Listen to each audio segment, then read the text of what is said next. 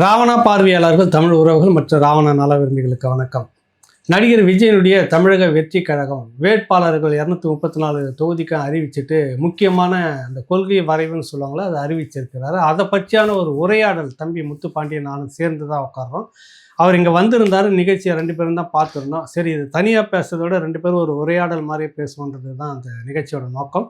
தம்பி வணக்கம். வணக்கண்ணே. நிகழ்ச்சி முழுக்க நீங்க உட்காந்து பார்த்து குறிப்பெல்லாம் எடுத்துட்டு இருந்தீங்க. நம்ம 2 பேருமே பார்த்தோம். அதுல நிறைய செய்திகள்லாம் சொன்னாரு.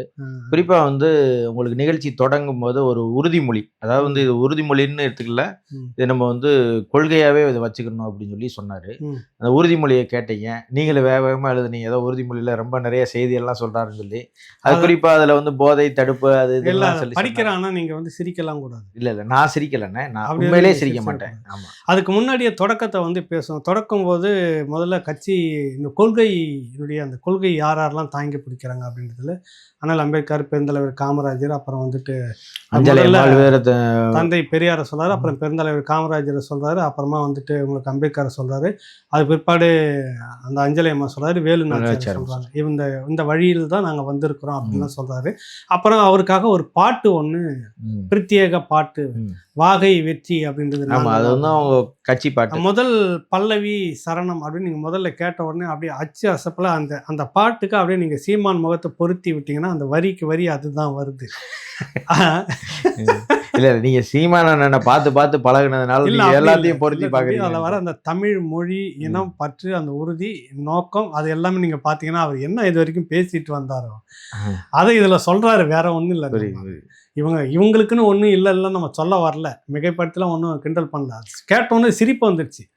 படத்தை மட்டும் நீங்க அப்புறப்படுத்திட்டு அவரை பொருத்தி பார்க்கலாம். அந்த இடத்துக்கு வச்சுக்கிட்டா வஞ்சகம் பண்றோம், இருக்கிறத நாங்க எதை எடுத்து வச்சுக்கிறோம். அது முடிச்சுட்ட உடனே அதுக்கு அடுத்தது அவர் நல்லது யாரு சொன்னாலும் எடுத்துக்கலாம்ல, அதுல என்ன இருக்குது?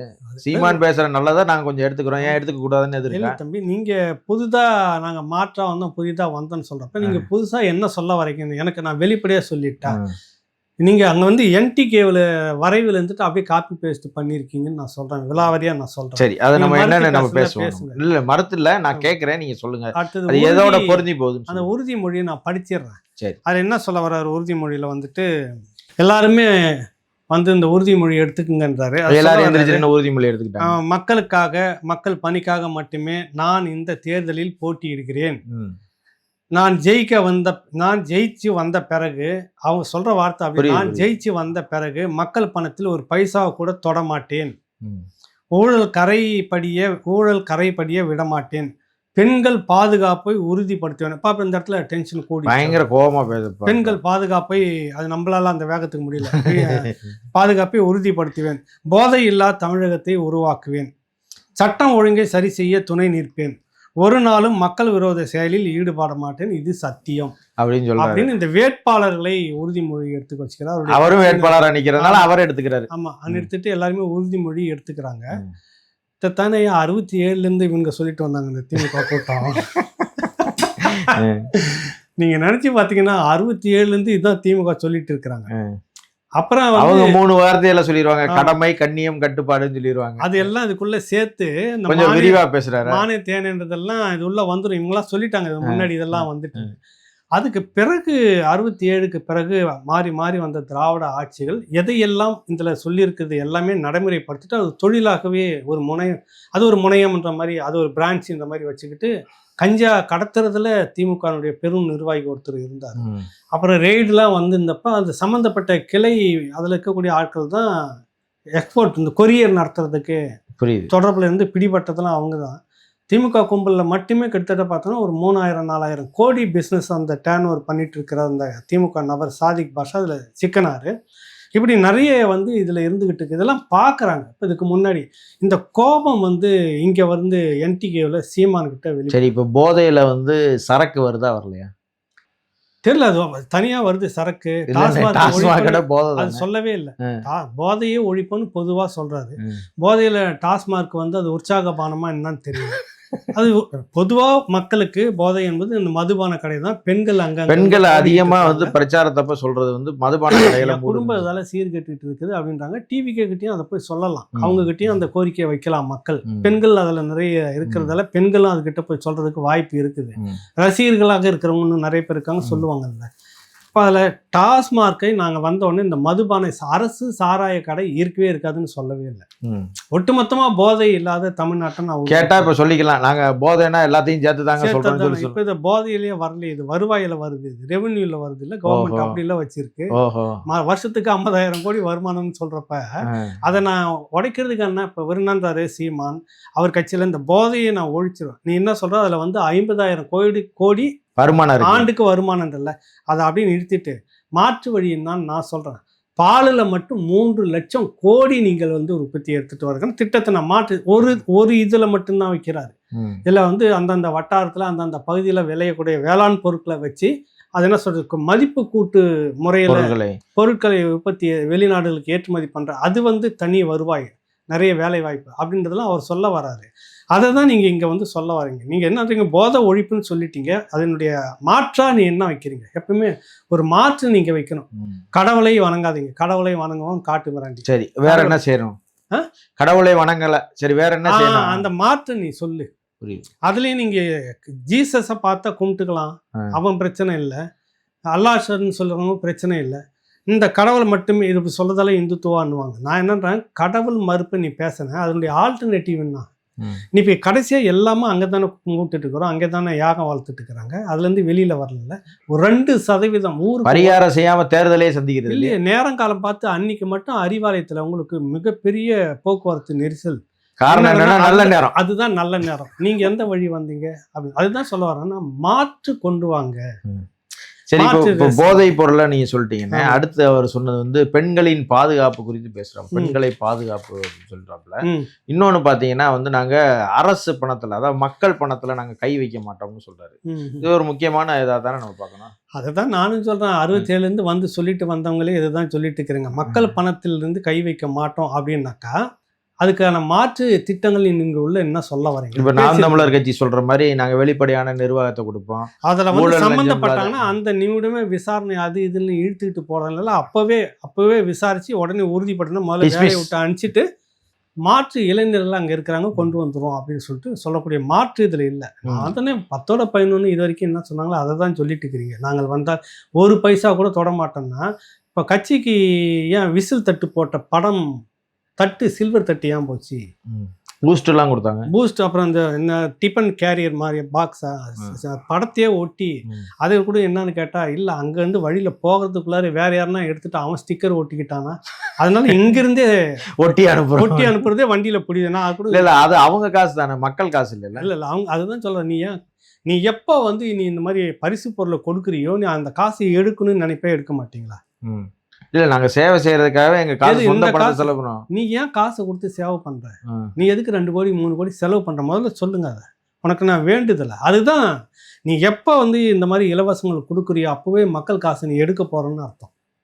அதுதான் நம்ம மேடைகள்ல பார்த்தா அரிசி மூட்டைலாம் அடுக்கி வச்சுலாம் மேடைகள்ல அதுதான் நீ ஏன் கொடுக்குறீங்கன்ற, நீ எதுக்கு கொடுக்குறீங்க? அதுதான் ஒரு இங்கே சீமான் சொல்கிற இந்த வரைவும் ஒப்புறோம். மற்ற திராவிட கட்சிகள் வரைவெல்லாம் உங்களுக்கு தெரிஞ்சிடும் அது எப்படி இருக்குது. எல்லாமே இலவசங்கள், அது வேற விட்டு இலவசங்களை மறுக்கக்கூடியதில் ஸ்ட்ராங்காக இருக்கிறது என்டிகே சீமான். அவர் என்ன சொல்யூஷன் வைக்கிறாரோ அந்த மாற்று திட்டம் நீங்கள் வந்து வைக்கிறீங்களா? நீங்கள் இந்த மாதிரி ஒரு அரசு பணத்தில் கையே வைக்க மாட்டேன்றப்ப நீ என்ன பண்ணுவ? கடைசியாக நீ ரோடு போடுறதுல கமிஷன் வாங்குவேன். ஏன்பா நான் 3 கோடி ரூபா செலவு பண்ணி வந்திருக்கிறேன்னு சொல்லுவீங்க. நடக்குமா? நடக்காத? நடக்கும். நான் இவ்வளோ அரிசி மூட்டை, நீ எதுக்கு இந்த அரிசி மூட்டையை கொடுத்துக்கிட்டு ஓட்டு கேட்குற? நான் வந்தால் இதை செய்வேன், இதை சொல்லி ஓட்டு கேடு, இல்லைன்னா இல்லை போடானே போ அப்படின்னு சொல்லக்கூடிய அந்த தில்லு உங்ககிட்ட இருக்குது இல்லை? அப்போ எதையாவது செய்து நானும் திமுகவை போலவே வந்து ஏதாவது சொல்லி பொய்யை சொல்லி ஓட்டு கேட்டு. அவர் தான் சொல்றாரு மக்கள் நல கூட்டணிக்கும் திமுக அணிக்கும் தான் போட்டின்றாப்ல. நாங்க 4 கட்சி கூட்டணி அப்படின்லாம் சொல்றாங்க. அப்படிலாம் ஒன்றும் கிடையாது. அதில் அவர் சொல்றாரு, அந்த எல்லாம் சினிமா டயலாக் தெரிக்குது தம்பி. உண்மையிலே சிரிக்காதீங்க. உண்மையிலே இங்கே உழைப்பவர்களுக்கும் உழைப்பை சுரண்டுபவர்களுக்குமான தேர்தல் இது. அப்புறம் நல்லவர்களுக்கும் நாட்டை நாசமாகவர்களுக்குமான தேர்தல் இது. அப்புறம் வந்துட்டு இது வந்து உடைஞ்ச கிளாஸை ஒட்ட வச்ச மாதிரி, கிழிந்த துணியை தைச்சு வச்ச மாதிரி, அப்படியே மாதிரி ஒரு கூட்டணி, இந்த கூட்டணி திமுகக்குள்ள கூட்டணி இருக்குது. எல்லாமே சினிமா டயலாக். அந்த ஸ்கிரிப்ட் ரைட்டர் யார் அவருடைய படத்துக்கு தொடர்ச்சியா வராங்களோ அதை தெரிக்குது, சொல்லி டயலாக் எழுதி வாங்கிக்கிறதா, அந்த டயலாக் தான் அதுல இருக்குது. கூட்டணின்றது இன்னைக்கு நேரத்தில் 67லேருந்தே கூட்டணி வருது. நீ என்ன புதுசா உனக்கு நீ இவ்வளவு சொல்ற யோக்கியவான். நீங்க என்ன பண்றீங்க? நேற்று வரைக்கும் கூட்டணிக்கு வாங்கன்னு நூல் விட்டுட்டு இருந்தீங்களா? இந்த வடிவேல் கவுண்டமணி ஒரு படத்துல இளநீர் கடையை கயிறு போட்டு இழுத்து கட்டி பக்கத்துல ஒரு கடை போட்டுருவாங்க. நீங்க காங்கிரஸ் கூட பேச்சுவார்த்தை நடத்திட்டு இருந்தீங்களா? இல்ல உங்க கூட மத்தவங்க வரட்டும், நான் ஆட்சியில அதிகாரத்துல பங்கு தரேன் அப்படின்னு முதல்லயே நீங்க அந்த மாதிரி சொல்லி பிரச்சாரம் பண்ணி கூப்பிட்டீங்களா? இல்ல. ஆமா, கூப்பிட்டோம். வெளிப்படையாவே அறிவிச்சீங்கல்ல. அப்ப நீ என்ன சொல்ல வரீங்க சொல்லுங்க. இல்ல அந்த கூட்டணி உடைஞ்சிச்சுன்னா நாங்க கொஞ்சம் ஒட்ட வச்சுக்கலாம்னு பார்த்தோம். அப்ப உனக்கு கூட்டணி எதிர்பார்ப்பு இருந்திருக்கு. ஆமா, இருந்துச்சு. அப்ப நீ 4 கிழிஞ்ச சட்டை 4 துண்டு சட்டை தைச்சு நீயும் போட்டிருப்பீங்கல்ல. ஆமா, புரியுதுல்ல? நீங்களும் உடஞ்சி கிளாஸ் ஒட்ட வச்சு நீங்களும் வச்சு நின்றுருப்பீங்க. அப்ப உனக்கு அது வாய்க்கலன்ன உடனே திமுக கூட்டணியை பார்த்து அது உடஞ்ச கிளாஸை ஒட்ட வச்ச மாதிரி கூட்டணி வச்சுக்கிறவங்க. அதிமுகவும் அதை தான் சொல்ல வர்றாரு. ஆனா ஒரு ரேஞ்சுக்கு ஒன்லி திமுக மட்டும், அது ஆளுங்கட்சி மட்டும்தான். எனக்கு அவங்களுக்கு தான் போட்டின்ற. எனக்கு அதிமுகவே போட்டிலாம் கிடையாது. நான் நேரா ஸ்ட்ரைட்டா அவங்க கூட தான் பேசுவேன். ஸ்டாலின் சாருக்கும் எனக்கு தான், அவருக்கும் ஸ்டாலின் சாருக்கும் எனக்கு தான் போட்டி. அதனால இந்த இருக்குதுல இந்த மக்கள் சக்திக்கும் மக்கள் விரோத சக்திக்கும் நல்ல சக்திக்கும் தீய சக்திக்கும் இந்த டயலாக்லாம் பொறி பறக்கிற மாதிரி எழுதி இதெல்லாம் சொல்லிட்டு அது விஜய்க்கும் ஸ்டாலினுக்குமான போட்டி தான். இங்க 4 இதெல்லாம் கிடையாது. மன்னராட்சி மீட்க போறோம்.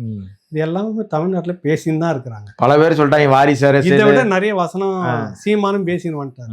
எடப்பாடி தொடங்கினாரு. ஏற்கனவே ரவுண்டு போற இடத்துலாம் சந்தி சிரிக்கிற மாதிரி அவரும் கேட்டார் எடப்பாடி. இது மன்னராட்சியா குடும்பாட்சியா? இதுனா இது திரும்ப அவங்களே வந்துட்டு இது வந்து ஒரு மன்னராட்சி தான் இது அப்படின்னு ஏற்கனவே பேசிட்டு வந்தது தான். இவர் வந்து இவருடைய எமோஷனல் டைப்ல சொல்றாரு உள்ளார.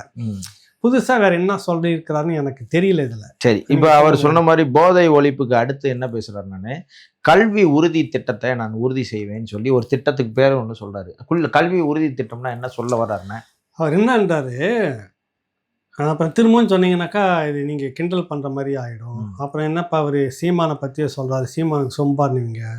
இந்த பக்கம் அதிமுக சொன்னாக்கா அவங்க எடுத்தோடனே நேரம் அதே திட்டத்தோடு தான் இருக்கிறாங்க. திமுக சொல்லவே வேணாம். இவர் என்ன சொல்றாரு?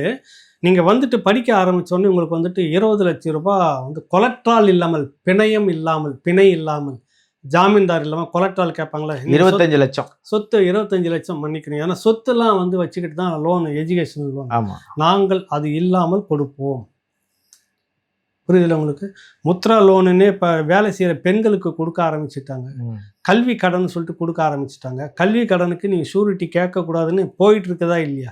நீ என்ன அப்புறம் புதுசாக சொல்ல? 25 லட்சம் வரைக்கும் கொடுப்போம். ஆமாம், 20 லட்சம். அப்போ அது அவங்களும் கேட்குறாங்களே, நிறைய பேர் வாங்கிட்டு போயிட்டு இருக்கிறாங்களே கல்வி கடன் சொல்லிட்டு நடந்துக்கிட்டு இருக்குது. நீ என்ன அதில் புதுசாக சொல்லுவார்? இப்போ சீமான் என்னன்றாரு, இந்த பசப்பு வார்த்தையெல்லாம் கிடையாது. நாங்கள் வந்து கொலட்ரால் இல்லாமல் கொடுப்போம், 25 லட்ச ரூபா கடன் கொடுப்போம். உயர்கல்வி முதுகலை எது படித்தாலும் வெளிநாட்டில் எங்கே படித்தாலும் அதுக்கான முழு கட்டணமும் அரசு தான் பொறுப்பேற்றுக்கணும். இந்த அரசு வேணுமா? நாங்கள் வந்தால் 25 ரூபா உங்களுக்கு வந்து கொலட்ரால் இல்லாமல் கடன் கொடுப்போம், உத்தரவாதம் கொடுப்போன்ற அரசு வேணுமா? நீங்களே சொல்லுங்க தம்பி. புரியுது. சீமானுடைய கல்விக் கொள்கையில் என்ன இருக்குது தெரியுங்களா? கல்விக்கு வந்துட்டு இவர் இந்த மாதிரி சொல்ல வரப்ப சீமான் அதெல்லாம் இல்லை, மொத்தமும் அரசு தான் பொறுப்பு, மொத்தம் இலவசம். அதாவது ஆரம்ப படிப்பு முதல்ல ஆராய்ச்சி படிப்பு வரைக்கும் கல்வி இல்லாத கேட்டோம். அவ்வளவுதான். மருத்துவத்துல இருந்து சாதாரணமா இருந்து 1 கோடி ரூபாய் வரைக்கும் மருத்துவமே இலவசம், எல்லாமே வந்து கட்டணம் இல்லாமல் அரசு. இதுல எல்லாமே அரசு பொறுப்பு, இலவசம்லாம் கிடையாது. அப்ப நீங்க இங்க ஒருத்தர் படிக்கிறாரு, முதுகலைக்கு வெளிநாடுகளுக்கு போறாரு, எனக்கு 25 லட்ச ரூபாய் தேவைப்படுது, 35 லட்சம் எவ்வளவு தேவைப்படுது அவ்வளவு அரசு தான் பொறுப்பேற்கும், அரசு படிக்க வைக்கும். இது வந்து இந்த கட்சி சொல்லுது. கல்வி கற்று முடிச்சதுக்கு பிறகு வந்து இளைஞர்களுக்கு 365 நாளைக்குள்ள வேலை கொடுத்துருவேன்னு சொல்லி விஜய் அவர்கள் சொல்றாங்க. அப்படி வேலை என்னால் கொடுக்க முடியல அப்படின்னா டிகிரி ஹோல்டர்ஸ், அதாவது வந்து பட்டதாரிகளுக்கு வந்து 29 வயசை தாண்டி இருந்துச்சு, அதுக்கப்புறமா அவங்க வேலை தேடிக்கிட்டு இருந்தாங்கன்னு சொன்னாங்கன்னா அவங்களுக்கு வந்து 4000 ரூபா கொடுப்பேன் அப்படின்னு சொல்றாரு. அதே போல் ஐடிஐ படித்தவங்களுக்கு 2500 ரூபா பணம் கொடுப்பேன்னு சொல்றாரு. அதே போல் வந்து நீங்கள் பார்த்தீங்கன்னா தனியார் நிறுவனங்களில் 75% வந்து தமிழர்களுக்கு வேலை கொடுப்பேன். அதே போல் தமிழர்களுக்கு வேலை கொடுக்குற அந்த கம்பெனிகளுக்கு நான் தமிழ்நாட்டுக்கு கட்டுற வரியிலிருந்து சில சப்சிடிகள் கொடுப்பேன்ற மாதிரி அறிக்கையை கொடுத்தாங்க. எப்படி பார்க்குறீங்க? ரெண்டுமே வந்து ஒரு விஷயம் என்னன்னா, இப்போ முதல்ல வேலைன்றது எத்தனை லட்சம் பேர் இது வரைக்கும் காலியாக இருக்குதுன்னு நம்ம இது வரைக்கும் பார்த்துக்கிட்டே இருக்கிறோம். அதில் மாற்றாக சொன்னது நாம் தமிழர் கட்சி. வந்த உடனே இத்தனை லட்சம் காலி பணியிடங்களுக்கு மொத்தமாக அது போட்டு நிரப்பப்படும். கல்லூரி பேராசிரியர்கள் இருந்துட்டு தூய்மை பணியாளர்கள் வரைக்கும் அரசு பணியில் எங்கெங்கெல்லாம் நிரப்பிட்டு சார்பு பொருளாதாரன்றதுல மாவட்ட ரீதியான ஒரு தொழிற்சாலையை உருவாக்குறதுல அதில் படித்தவர்கள் படிக்காதவர்கள் எல்லாருக்கும் அது சார்ந்த வேலைகள் கொடுத்துட்ற வேலை வருஷத்துல இருந்தே படிப்படிப்படியாக ஆரம்பிச்சு 5 வருஷம் நீ பார்த்துட்டு அது நிறைவேறிக்கிட்டே வரலன்னா நீங்கள் அப்புறமா ஆளை மாற்றுங்க, எதிர்த்து கேள்வி கேளுங்க. இல்லை திரும்பி நீங்கள் வித்ட்ரா பண்ணுறதுனால சட்டமன்ற உறுப்பினர் நீங்கள் எதிர்த்து எல்லாமே பண்ணலான்ற எல்லாம் அவர் சொல்லியிருக்கிறாரு. இவர் வந்து என்ன சொல்ல வர்றாரு இதில், ஒரு வருஷத்துக்குள்ள நான் வேலை கொடுத்துருவேன். இல்லை 29 வயசுக்கு மேலே படிச்சுட்டு வந்த உடனே 29 வயசுக்கு மேலே இருக்கிறவங்களுக்கு 4000 இல்லைன்னா 4000 ரூபாய், பட்டதாரிகளுக்கு டிப்ளமானாக்கா 2500 ரூபான்றாரு. நீ முதல்ல இந்த இதுவே வேலை இல்லாதவங்களுக்கு முதல்ல நீ வேலையை கொடுத்துரு. வேலையை கொடுக்கறது முக்கியமா, நீங்கள் அவங்களுக்கு அது வரைக்கும் அப்படின்னு ஒரு காலக்கெடு இழுக்கிறல்ல, அது வரைக்கும் அந்த உதவித்தொகையை கொடுத்துக்கிட்டே இருக்கின்ற பேரில் அது இன்னொரு திராவிட மாடல் ஏமாற்று தானே அது. புரியுது. ஒரு உறுதியாக நில்லு, நான் வந்தால் இதுதான் உறுதி, எனக்கு வேலை கொடுத்துருவேன் வேலை அப்படின்னு நிற்கணும். வருஷம் நான் இன்க்ரிப்பா உடனே போட்டுக்கிட்டே நிரப்பிக்கிட்டே இருக்கிறேன்னா இல்லையா பாருங்க, இல்லைன்னா எனக்கு கேள்வி கேளுங்கன்ற சீமாந்து ஒரு பக்கம். நீங்கள் என்ன பண்ணுறீங்க, இல்லைன்னா அப்படின்னு ஒரு காரணம் போட்டு வச்சுட்டுன்றீங்கல்ல. அதேதான் எல்லாருக்கும் இலவச திட்டம்னு திமுக போன முறை சொன்னிச்சு. அப்புறம் தகுதி வாய்ந்த பெண்கள்னு யாரா தகுதி வாய்ந்த, நீ எப்படி முடிவு பண்றன்னு கேள்வி கடைசி வரைக்கும் ஓடிட்டே இருந்தது, போயிட்டே இருந்தது. இப்போ எலெக்ஷன் நெருக்கத்துல வந்து எல்லாருக்கும் கொடுக்கப்படணும்னு சொன்னாங்க. அதை போலத்தான் இது ஒரு ஏமாற்று வேலை. அடுத்தது தமிழ்நாட்டை சேர்ந்தவர்களுக்கு இந்த மாதிரியான தனியார் நிறுவனங்கள் எல்லாருமே வந்து நீங்க 75% தமிழ்நாட்டை சேர்ந்தவர்கள் அப்படின்னா அது என்ன கட்டுப்பாடு? தமிழ்நாட்டை சேர்ந்தவர்கள்லாம் இப்போ வந்து 3 வருஷம் தங்கிட்டாவே அவங்க தமிழ்நாட்டை சேர்ந்தவர்கள்ன்ற பேர்ல குடியுரிமை, குடியேற அடையாள அட்டை இதெல்லாம் கொண்டு வந்துட்டீங்க நீங்க. அப்ப யாரு தமிழ்நாட்டை சேர்ந்தவங்க யாருன்னு நீ உறுதிப்படுத்த, அதை நீ உறுதிப்படுத்தி அதை சொல்லணும். புரியுது. தமிழர்களுக்கு 75% தமிழர்கள்னா எல்லா சமூகத்தை சேர்ந்தவர்களுக்கு 75%, பிற மொழியாளர்களுக்கு 25% அப்படின்னு தனியார் நிறுவனங்களுக்கு நான் சப்சிடி கொடுப்பேன்ற பேர்ல இருந்து நீ பாட்டுன்னு தமிழ்நாட்டை சேர்ந்தவர்களுக்கு 75% சொன்னேன். தமிழ்நாட்டை வந்து சேர்ந்த 3 வருஷத்துல வந்து குடியுரிமை வாங்கிடுறானுங்க. ஆமா, ஓட்டு உரிமை எல்லாமே வந்துடுது, அவனுக்கு ரேஷன் கார்டு எல்லாம் வந்துடுது இல்லை. அப்புறம் நீ இந்த இதுல தெளிவுபடுத்தல, ஒரு குழப்பத்தை வைக்கிற. ஆனா ஏமாத்துறது என்னன்னா 75% தமிழ்நாட்டை சேர்ந்தவர்கள் வேற, தமிழர்களுக்கு வேலைன்றது வேற. இப்ப கர்நாடகெல்லாம் அந்த மண்ணின் மைந்தர்கள், கன்னடர்களுக்கு 25 வருஷம் வச்சுக்கிறாங்க. 20 வருஷமும் 25 வருஷத்துக்கு மேல நீங்க கர்நாடக மண்ணில் பூர்வீகமா இருந்தீங்கன்னு சான்று இருந்துச்சுன்னா அந்த இனத்தை சேர்ந்தவர்கள், உங்களுக்கு தமிழர்களா இருந்தாலும் பிற மொழிய மலையாளிகளா இருந்தாலும் அவங்க வாங்கிட்டு அவங்க கன்னடர்களுக்கு என்ன உரிமையோ அந்த உரிமையை இருந்துட்டு இருக்கிறாங்க. இங்க அப்படி இல்லையே, நீங்க வந்தவர்களுக்கெல்லாம் உடனே கார்டு கொடுத்த உடனேன்னா இப்ப இது பெரும் குழப்பம் இருக்குது. இது தெளிவாக விஜய் அறிவிச்சிருக்கணும். சரி, அதே போல வந்து இளைஞர்கள் தங்களுடைய பிரச்சனைகளை சொல்வதற்கு ஒரு குழு ஒன்று அமைப்பேன்னு சொல்றாரு. அதாவது வந்து உங்களுடைய கருத்துக்களை சொல்வதற்கோ இல்லை உங்களோட பிரச்சனைகளை சொல்வதற்கோ ஒரு இளைஞர்களுக்கான ஒரு மேம்பாட்டு குழுவோ ஏதோ ஒன்று அமைப்பேன்னு சொல்றாரு. அது இல்லை தம்பி, இது உண்மையிலே நாம் தமிழர் கட்சி வரைவை படித்தவங்களுக்கு இது தெரியும். அவர் என்னன்றாரு, குற்றம் வருவதற்கு முன்பாகவே அது தடுக்கப்படணும். குற்றம் நடந்து விட்ட பிறகு அவனை கைது பண்ணி அவனை குற்றவாளி ஆக்கிட்டு அப்புறம் நீதிமன்றம் நாலஞ்சு தண்டனை வாங்கி கொடுக்கறது, தப்பிக்க கொடுக்குறதுன்னு இப்படி போகிறது இது இல்லை. அப்போ நான் ஆட்சிக்கு வந்தால் +2 முடிக்கிறான்ல, கல்லூரி காலகட்டத்திலேயே அவன் வந்து இந்த பணிக்குள்ளாக எல்லா பக்கத்துல இருந்தும் நேரடியாகவும் மறைமுகமாகவும் இப்போ ஸ்பை மாதிரி ஒரு டீமு, நேரடியாக ஒரு டீமு கட்டாயம் கல்லூரி காலகட்டத்தில் +2 முடிச்ச பிறகு அவங்க எல்லாமே இதுக்குள்ள ஒரு கண்காணிக்கப்படுவாங்க. அவங்க வந்து அரசுக்கு உதவியாக காவலருக்கு உதவியாக நியமிக்கப்படுவாங்க. ஸோ அவங்க எல்லாமே வந்துட்டாங்களா சமூக பார்வையில் என்னென்ன குற்றங்கள் நடந்தாலும் கவனத்துக்கு கொண்டு வந்து உடனே நடவடிக்கை எடுப்பாங்க. அதில் வந்து கல்லூரி மாணவர்கள் முடிக்கிறப்ப போலீஸ் பயிற்சியெலாம் அவங்களுக்கு ஒரு கேஸை எப்படி இன்வெஸ்டிகேஷன் பண்ணுறது, எப்படி விசாரணைக்கு போகிறது, அவங்க கூடவே வருவாங்க. அப்போ காவலர்கள் பற்றாக்குறைன்னு ஒன்று இருக்குது. ஒரு இன்வெஸ்டிகேஷனில் போதிய பலம் இல்லாததுன்னு ஒன்று இருக்குது. இது எல்லாம் நிவர்த்தி செய்யப்படக்கூடிய திட்டம் அதுக்குள்ள மாற்றாக நாம் தமிழர் கட்சி உள்ள வச்சிருக்கு.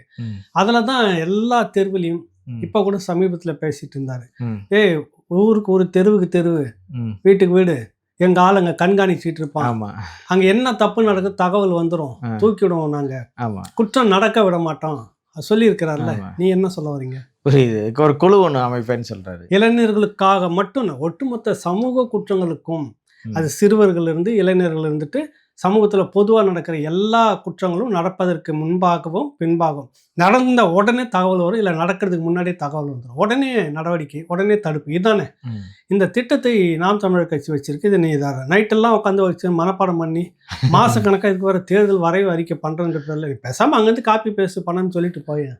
நல்லதை எடுத்துட்டு போறதுல என்ன இருக்கு? இதுல நல்லது எனக்கு நாம் தமிழர் கட்சி சீமான் சொல்லியிருக்காரு. அதை கூட ஒருவேளை அவர் 4-5 முறை தனியா உட்காந்து பேசியிருந்தேன் நானும் விஜய்னு என்கிட்ட பேசியிருக்கிறாரு. ஐயா அந்த மாதிரி வந்தார் ஐயா, பேசிட்டு போனார் ஐயா. அங்கிருந்து நீங்க இதெல்லாம் உள்வாங்கிக்கிட்டு காப்பி அடிச்சியா அப்படின்னு எது ஒன்றும் இது வந்து வரவேற்கக்கூடியது. ஆனால் இது வந்து ஏற்கனவே நாம் தமிழர் கட்சி சொல்லிட்டு இருக்கு, பேசிக்கிட்டு இருக்குது. நீ இப்பதான் சொல்ல ஆரம்பிச்சிருக்க. அது இது நம்ம சொன்னது எல்லாமே அவர் முக்கியமா இன்னைக்கு நிறைய சொல்லல, அவர் குறிப்பிட்டது சொன்னதை மட்டும் நம்ம சொன்னேன். இப்ப இந்த நேரத்துல இன்னைக்கு பாத்தீங்கன்னா திராவிட முன்னேற்ற கழகமும் தன்னுடைய தேர்தல் அறிக்கையை தேர்தல் வாக்குறுதிகளை தேர்தல் அறிக்கைன்னு சொல்ற அந்த தேர்தல் வாக்குறுதிகளை அவங்களும் கொடுத்துருக்குறாங்க. அது கிட்டத்தட்ட பாத்தீங்கன்னா ஒரு 50க்கு மேல வந்து அவரே வாசிச்சார், முதலமைச்சரே வாசிச்சாரு. அதுல 50வது இது வாசிக்கும் போது மகளிர்களுக்காக சிறப்பான ஒரு திட்டம்னு சொல்லி ஒண்ணு அறிவிச்சாரு. தம்பி அது முதல்ல 50வது திட்டத்தை பேசிட்டு அப்புறம் அப்படியே போவோம். ஒரிஜினல் திருநெல்வேலி அல்வா. சரி, புரியுதுல உங்களுக்கு? அதான் உருட்டுன்னா உருட்டு. இதுல வேற மகளிர்களுக்கெல்லாம் அதுல வந்து சொல்லும் போது திருப்பி 2-3 தடவை அழுத்தி சொன்னார். 2 பேரும் என்னமோ இதை என்னமோ சொல்றாரான்னு சொல்லிட்டு பார்த்தாக்கா சொல்ற வரிசைய washing machine, TV, grinder, mixie, அப்புறம் இன்னொன்னு இது அந்த மைக்ரோ ஓவன், அப்புறம் வந்து அடுப்பு, மின் அடுப்பு, அப்புறம் வந்து ஸ்டவ் இருக்குல்ல, அது எலக்ட்ரிக் அந்த இது இருக்குது. இப்படி எல்லாமும் வந்து வீட்டு உபயோக பொருட்கள் எல்லாம் மகளிர்களுக்கு வந்து வந்து திட்டமாக கொண்டு வந்து அறிவிக்கப்படும். அதுக்கு பேர் வந்து இல்லத்தரசி புதிய திட்டமா. இதை சொல்லி 2 முறை சொல்லி முடிச்சோடனே எல்லாத்தையும் கொடுக்க போறாரு. ஸ்டாலின் எல்லாத்தையும் கொடுத்துறாரு. குத்துறா போடுறா, இதை விட என்ன? யோ நீ வீட்டுல தண்டமா உட்காந்துக்கிறியா? எங்க ஸ்டாலின் பாரு இவ்வளவு கொடுத்துட்டாரு. கடைசியா அப்படி உருட்டிங்கன்னு வந்து கைத்த என்னத்தை வந்தாரு, 8000 ரூபாய் டோக்கன் தருவோம், இல்ல எதனா இப்போ அங்க பக்கத்துல இருக்கிற கடையில நீங்க வாங்கிக்கோங்க. 8000 ரூபாய் போக மிச்ச காசை கொடுத்து வாங்கிக்கோங்க. ஆமா, 8000 ரூபாய்க்கு என்ன கிடைக்கும் தம்பி? இப்போ வாஷிங் மிஷின் அதிமுக ஆரம்பிச்சது, அதுவே 10,000 9,000 சில்லற வரும் சராசரியா குறைஞ்ச மதிப்பிட்டா. அதுக்கு எதனா ஒண்ணு கொடுக்குறோன்னு சொல்லிட்டு போ. மக்களை ஏமாற்றுவதில் திமுகவை அடிச்சுக்க ஆளே கிடையாது. மகளிருக்கு எல்லோருக்கும் காசுன்னு முதல்ல ஓட்டு வாங்குறப்ப சொன்னாங்களா? மக்கள் எல்லாம் ஊந்து கொடுத்தாங்களா? அப்புறம் வந்துட்டு தகுதி உள்ளவர்களுக்கு மட்டும் சொல்லிட்டு 1,31,00,000 நீ செலக்ட் பண்ணியா? அப்போ மீதி பெண்கள் எல்லாம் தகுதி இல்லையா? இப்போ எலெக்ஷன் வந்துட்டோன்னே எல்லாரும் அப்ளிகேஷன் கொடுங்க, உங்களுக்கு நாங்கள் திரும்ப அந்த காசு எல்லாருக்கும் வந்து சேரணும் பொய் சொல்லி தெரியுறீங்களா? அதே தான் வந்து நான் கூட மறந்துட்டேன். Washing machine, cooker, grinder, TV, அப்புறம் மின் அடுப்பு, அப்புறம் இன்னும் இப்படியே ஒரு லிஸ்ட் இருக்குது. 10 லிஸ்ட்டு கிட்ட வருது. மாரடிச்சு போச்சு. இவ்வளவும் என்னடா அது நாடா இல்லை என்னன்னு தெரியல, எனக்கு ஒன்றும் புரியலன்னு. இதெல்லாம் சொல்லிவிட்டு டோக்கன் என்னன்னா வெறும் 8000. புரியுது. இல்லை ஏதாவது ஒன்று உறுதியாக நான் கொடுப்பேன், ஏதாவது ஒன்று வாங்கிக்கங்கன்னு சொன்னா கூட பரவாயில்ல. அது 67ல் முதல் தேர்தலுக்கு வந்தோடனே 3 படி லட்சியம் 1 படி நிச்சயம் அரிசி. அன்னைக்கு இருந்த காலகட்டத்தில் தட்டுப்பாடு, பஞ்சம், நிறைய நெருக்கடி அந்த காலகட்டத்தில். அப்போ அன்னைக்கு அரிசி வந்து பெருசு, என்னால் கொடுக்க முடியலன்னா சத்தியவாணி முத்து அம்மா தொகுதியில் தான் வச்சு, அவங்க தொகுதியில் முத பெரம்பூர்னு நினைக்கிறேன் வச்சு அறிவிச்சார். மக்கள் எல்லாம் அன்றைக்கி 3 படி நமக்கு ஒரு எப்படி ரூபாய்க்கு, அது எவ்வளோ பெரிய விஷயம். அவ்வளோ பெரிய பொய்யை சொல்லி உருட்டி தான் அன்றைக்கே நீ ஜெயிச்சு. இன்ன வரைக்கும் நீங்கள் மாறல. இவ்வளோ பட்டியலை வாசிச்சு உங்களுக்கு 8000 டோக்கன் தரேன் பக்கத்தில். அப்புறம் நீ என்ன சொல்லுவ? இதில் வந்து தகுதியுடைய பெண்கள்னு சொல்லுவ கடைசியா. இல்லை அதெல்லாம் அவ என்ன சொல்லிட்டாருன்னா, இல்லத்தரசிகள்ல வந்து இதைத்தான் திருப்பி கவனிங்கன்னு சொல்லிட்டு பயன்படுத்திக்கிட்டு இருந்த பொருளா இருந்தாலும் கூட வேணா. நீங்க ஏற்கனவே என்ன சொல்லுவீங்க, அதுதான் வீட்டுல அந்த ஜாமான் இருந்துச்சுன்னா அந்த ஜாமான் தரமாட்டேன், சரி எல்லாருக்கும் 8000 ரூபாய் டோக்கன் கொடுத்து சொல்லிட்டு இருந்தாங்க. அவ்வளவுதான் அர்த்தம். இல்ல அப்படிதான் சொல்லணும். ஆனா இருந்தாலும் ஒரு கவர்ச்சி வேண்டாமா? அதுக்கு இந்த மாதிரி அதான் சொன்னேன், ஒரிஜினல் நல்லா மிக்ஸ் பண்ணி நல்லா கடைஞ்சி எடுத்து திருநெல்வேலி அல்வா. இதுதான். அதே போல வந்து பாத்தீங்கன்னா ஒரு மோசடி, ஏமாற்று வேலை. மக்களே ஏமாந்துடாதீங்க, திரும்பவும் வருவாங்க. தகுதியுடைய பெண்களுக்கு மட்டும்தான் அப்படின்னுவாங்க. அப்புறம் அதில் வருமான வரி கட்டிக்கிறியான்னு வேற கேட்பாங்க. அப்புறமா வந்துட்டு இப்படி ஒன்றா வந்து கழிச்சிட்டு மீதி இருக்கிறவங்களுக்கு 8000 ரூபாய் டோக்கனு. அதுக்கு எடப்பாடி எல்லா குடும்ப பெண்களுக்குமே மிக்சி, இது ஃப்ரிட்ஜு வந்து இலவசம்னு சொன்னார், கட்டணம் இல்லாமன்னு சொன்னார்ல. அது எவ்வளோ மேல் பரவாயில்லையா? அவர் சொன்னதையே இல்லை, அவர் வெளிப்படையாவே அறிவிச்சிட்டாரு, இது மட்டும் நான் கொடுக்குறேன். அவ்வளோதான். அதில் ஏமாற்று வேலை, பித்தலாட்டல். நீ இவ்வளோன்னு சொல்லி மலைக்க வச்சு பெண்களை நல்லா கவனிங்க, மகளிர்களே நல்லா இது கவனிங்க, நல்லா கவனிங்கன்னு நல்லா கவனிங்கன்னு எதுக்கு சொல்றாருன்னா, நான் கரெக்டா வாசிச்சதை நீங்க கவனிச்சிங்களான்னு நாளைக்கு கேட்பாரு. இப்போ எப்படி மோடி வந்து 15 லட்சம் போடுறேன்னு சொன்னாரு, நாங்க போடவே இல்லை, அதெல்லாம் சொல்லலையே, சும்மா காட்சிக்கு சொன்னோன்னு சொல்லி. அது மாதிரி அந்த மாதிரி. மற்றபடி இல்ல அப்புறம் நீங்க பாத்தீங்கன்னா ஒரு 4 மண்டலங்களுக்கு 20,000 கோடி ஒரு மண்டலத்துக்கு ம் 20,000 கோடி வளர்ச்சி திட்டங்கள் வந்து கொண்டு வருவோம். வளர்ச்சி திட்டம் என்னன்னு சொல்லல. இப்ப ம் குறிப்பா வந்து தென் மாவட்டத்துக்கு ஒரு 20,000 கோடி, டெல்டாவுல ஒரு 20,000 கோடி, அதே போல வந்து மேற்கு மண்டலத்துக்கு ஒரு 20,000 கோடி, வட மாவட்டங்களுக்கு ஒரு 20,000 கோடின்னு சொல்லி திட்டங்கள அறிவிச்சிருக்கிறாரு. ஆனா என்ன கொண்டு வருவேன்னு சொல்லல. தென் மாவட்டத்தினுடைய டெவலப்புக்கு இத சரி, கொண்டு இப்போ வருவேன்லாம் நீங்கள் சொல்லல. 5 வருஷமா வந்து டெவலப் பண்ணலையா? ம். இதுக்கு முன்னாடி 3 முறை ஆட்சியில் இருந்துட்டு போனப்ப டெவலப் இது பண்ணல? 7வது முறையா வருவோன்றாரு. இல்லை, நீ இத்தனாவது முறை திராவிட மாடலில் 2வது ஆமா முறையாக. 2.0. அப்போ இதுக்கு முன்னாடி ஏன் அந்த வளர்ச்சி இல்லை? ம். நீங்கள் தானே இருந்துக்கிட்டு இருந்தீங்க. எங்கே போச்சு அந்த வளர்ச்சி? இப்போ தேர்தல் நெருக்கத்தில் மட்டும் எப்படி 20,000 கோடி வடக்கு, 20,000 கோடி தெற்கு, 20,000 கோடி மேற்கு, 20,000 கோடி கிழக்குன்னு மண்டலத்தை பிரித்து, அதான் சொல்ல வரேன். இவங்கள போல் நீங்கள் இப்போ திரும்ப அது வந்துட்ட உடனே நம்ம என்ன பண்ணுவோம்? ஆட்சி ஒரு வேளை வந்துருச்சுனாக்கா, இங்கே ஒரு மலை தொட்டி பிரச்சனை கிளப்புவாங்க. அது ஒரு 6 மாதம் ஓடும். விசிகா உருட்டிக்கிட்டே வரும். ம். அப்புறமா இந்த பக்கம் வந்துட்டு ஒரு சாதிய கலவரத்தை கொண்டு போகணும். அது ஒரு 6 மாதம் இழுத்துட்டு 1 வருஷம் ஓடிடுச்சு. அங்கேயே பரபரப்பாக இதுக்கிடையில ஒரு 2, 3 ஆணவ படுகொலை. அப்புறம் ஆணவ படுகொலை கொஞ்சம் நடக்கும். இதுக்கு இடையில இல்லை. அப்புறமா நடந்தோடனே அது ஒரு 3 மாதம் தாக்கு பிடிச்சி இழுத்துட்டு ஓடுங்கன்னு. ம். அப்படியே படிப்படியாக எல்லாத்தையும் பண்ணிட்டு கடைசியாக ஒரு கள்ளச்சாராய சாவு நடக்கும். ம். அதில் வந்து ஒரு 6 மாசமா போயிட்டு இருக்கும். அப்புறம் யாருன்னா ஒருத்தர் கூட்டம் போடுவானுங்க, பொதுக்கூட்டம். ஒரு 41 பேர் செத்து செத்து போவாங்க. போவாங்க. அதில் ஒரு 3 மாதம் 5 வருஷம் ஓடி முடியுதா? ஆமா தேர்தலே வந்துரும். நீ அடுத்த தேர்தல் 20,000 கோடி எங்கே ஒதுக்கணும்னு யாருன்னா பார்ப்போமா? இப்ப இதுக்கு இடையில இன்னொரு தேர்தல் வேற வரும்ல. ஆமா. 29 நாடாளுமன்ற தேர்தல் வரும். ஆமா. பிஜேபி உள்ள அந்த வந்துடக்கூடாதுன்னு பரபரப்பு திரும்ப வந்து பிஜேபி உள்ள வந்துருச்சு, எட்டி பார்த்துருச்சு, இனிமே விடக்கூடாதுன்னு கலவரம் பண்ணுவீங்களா? ஆமா. திரும்பவும் கூப்பாடு வந்துட்டு அவ்வளவுதான் வாங்குறது. நாடே போயிடுச்சு அப்படின்னுவாங்க. இதெல்லாம் வந்து என்னன்னா, நீங்க காலங்காலமா நீங்களே அதிகாரத்துல இருந்துவிட்டு, இப்போ வந்து நான் 20,000 கோடி ஒதுக்குறேன், புதுசா இவ்வளோ ஒதுக்குறேன்னா, மக்களை வந்து இப்படி வேப்பல ஆத்துற மாதிரி சொல்லிட்டு, இது நம்ம திரும்பி கேள்வி கேட்போமா? கேட்க மாட்டான். என் முன்னாடி நீ வந்த சொன்னதெல்லாம் இத்தனை இத்தனை இது அறிவிச்ச. சரி, கடந்த தேர்தலுக்கு முன்னாடி ஊருக்கு ஒரு ஏதோ பெட்டியை வைக்கிற மாதிரி யாராவது ஒண்ணுன்னா எழுதி கொடுங்க, வச்சு விட்டு எழுதி கொடுங்க, வாங்க ரோட்ல நீங்க எழுதி போடுங்க. போடுங்க. என்ன பண்ணீங்கன்னு இன்ன வரைக்கும் யாருக்கா பதில் சொல்லி? ஓராண்டுக்குள்ள நிறைவேற்றேன்னு வேற சொன்னாரு. இப்போ வந்து ஒரு பெண்மணி போட்டிருக்காங்க, நல்ல குடும்ப பெண்மணி. திருச்சியில் என்னுடைய வீடை ஒரு கட்சிக்காரன், ஆளுங்கட்சிக்காரன் ஆக்கிரமிச்சிட்டான். பரம்பரை நாங்கள் சம்பாரித்து கஷ்டப்பட்டு, அவங்க கிட்டத்தட்ட ஒரு 65 வயது இருக்கும் அந்த அம்மாவுக்கு. ரொம்ப அழகாக பேசுகிறாங்க. 500க்கு மேற்பட்ட பெட்டிஷன் முதல்வர் அலுவலகத்திலே நான் கொடுத்துட்ருக்கேன், தொடர்ச்சியாக கொடுத்துக்கிட்டு இருக்கிறேன். நான் நேரில் போய் கொடுத்தோன்னே இந்த பேரை, இந்த ஊரை, இந்த சொல்லிட்ட உடனே போமா அதெல்லாம் வாங்க முடியாதுன்னு சொல்லி எனக்கு திருப்பினாங்க. அங்கே இருந்த காவலர்களும் மற்றவங்களும் அழுத்தம் கொடுத்தோடனே சரி பேருக்கு பதிவு பண்ணாங்க. முதலமைச்சரே இது நல்லா இருக்கா உங்கள் ஆட்சியிலன்னு கேட்குற நிலைக்கு நீங்கள் வந்திருக்கிற உண்மை அது. எத்தனை இந்த முதலமைச்சர் தனிப்பிரிவு யோக்கியமாக அறிவிச்சுங்க. இன்ன வரைக்கும் நான் ஒரு பெட்டிஷன் அனுப்புகிறேன், உங்ககிட்ட கருத்து கேட்க வேண்டியது. ஐயா இது வழக்கில் இருக்குது, நீங்கள் ஒரு பெட்டிஷன் இருந்துச்சுனாக்கா இவர்களுக்கு உரிய நடவடிக்கை எடுக்கப்பட்டதுன்னு க்ளோஸ் பண்ணுறது. அதை புரியுது. உங்களுடைய மனுக்கு இந்த பதில் அவர் கொடுத்து விட்டார், ஓகே முடியும். இது ஒரு தீர்வா முதலமைச்சருக்கு? முதலமைச்சர் அலுவலகம், குறை தீர்க்கும் அலுவலகம்னு ஒன்று வச்சுக்கிட்டு 5 வருஷம் எவ்வளோ ஏமாற்றிருக்கிற. இது அப்படியே பக்கா அப்படி தான் திரும்ப வரும். ஒரு சீட்டிங் தான் அது. நீ 5 வருஷம் அதெல்லாம் ஞாபகம் வச்சு நீ கேள்வி கேட்டுன்னு இருப்போமா யாராவது? புரியுது.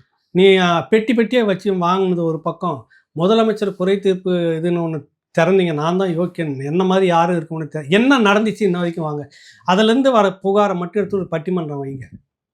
ஊடகங்கள் வந்து டிபேட் இருந்தா தானே வைப்பீங்க. ஊடகங்கள் விவாதம் பெட்டியில இருக்கிறது என்னன்னு தெரிஞ்சா தானே வைப்பீங்க. பெட்டியில் இருக்கிறது வேணாங்க, அது காணாமல் போச்சுங்க, கரையான் தின்னுட்டு போயிடுச்சுன்ற மாதிரி விட்டுருங்க. நீங்கள் சர்க்கரை பாய் எங்கன்னா சாக்கு அது கரையான் தின்னுடுச்சிங்க, சரி சர்க்கரை அது எறும்பு தின்னுடுச்சிங்கன்ற மாதிரி பெட்டியே காணாமல் போச்சுன்னு. இப்போ முதலமைச்சர் குறை தீர்க்கும் அலுவலகத்தில் வெளிப்படைத்தன்மையாக ஒரு விவாதம் நடத்தட்டும்.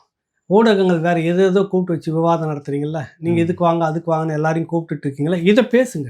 புரியுது. முதலமைச்சர் குறை தீர்க்கும் இந்த அலுவலகம்னு வச்சு 5 வருஷத்தில் கீழ்ச்சதுன்னா ஒரு விவாதம் நடத்துவோம்.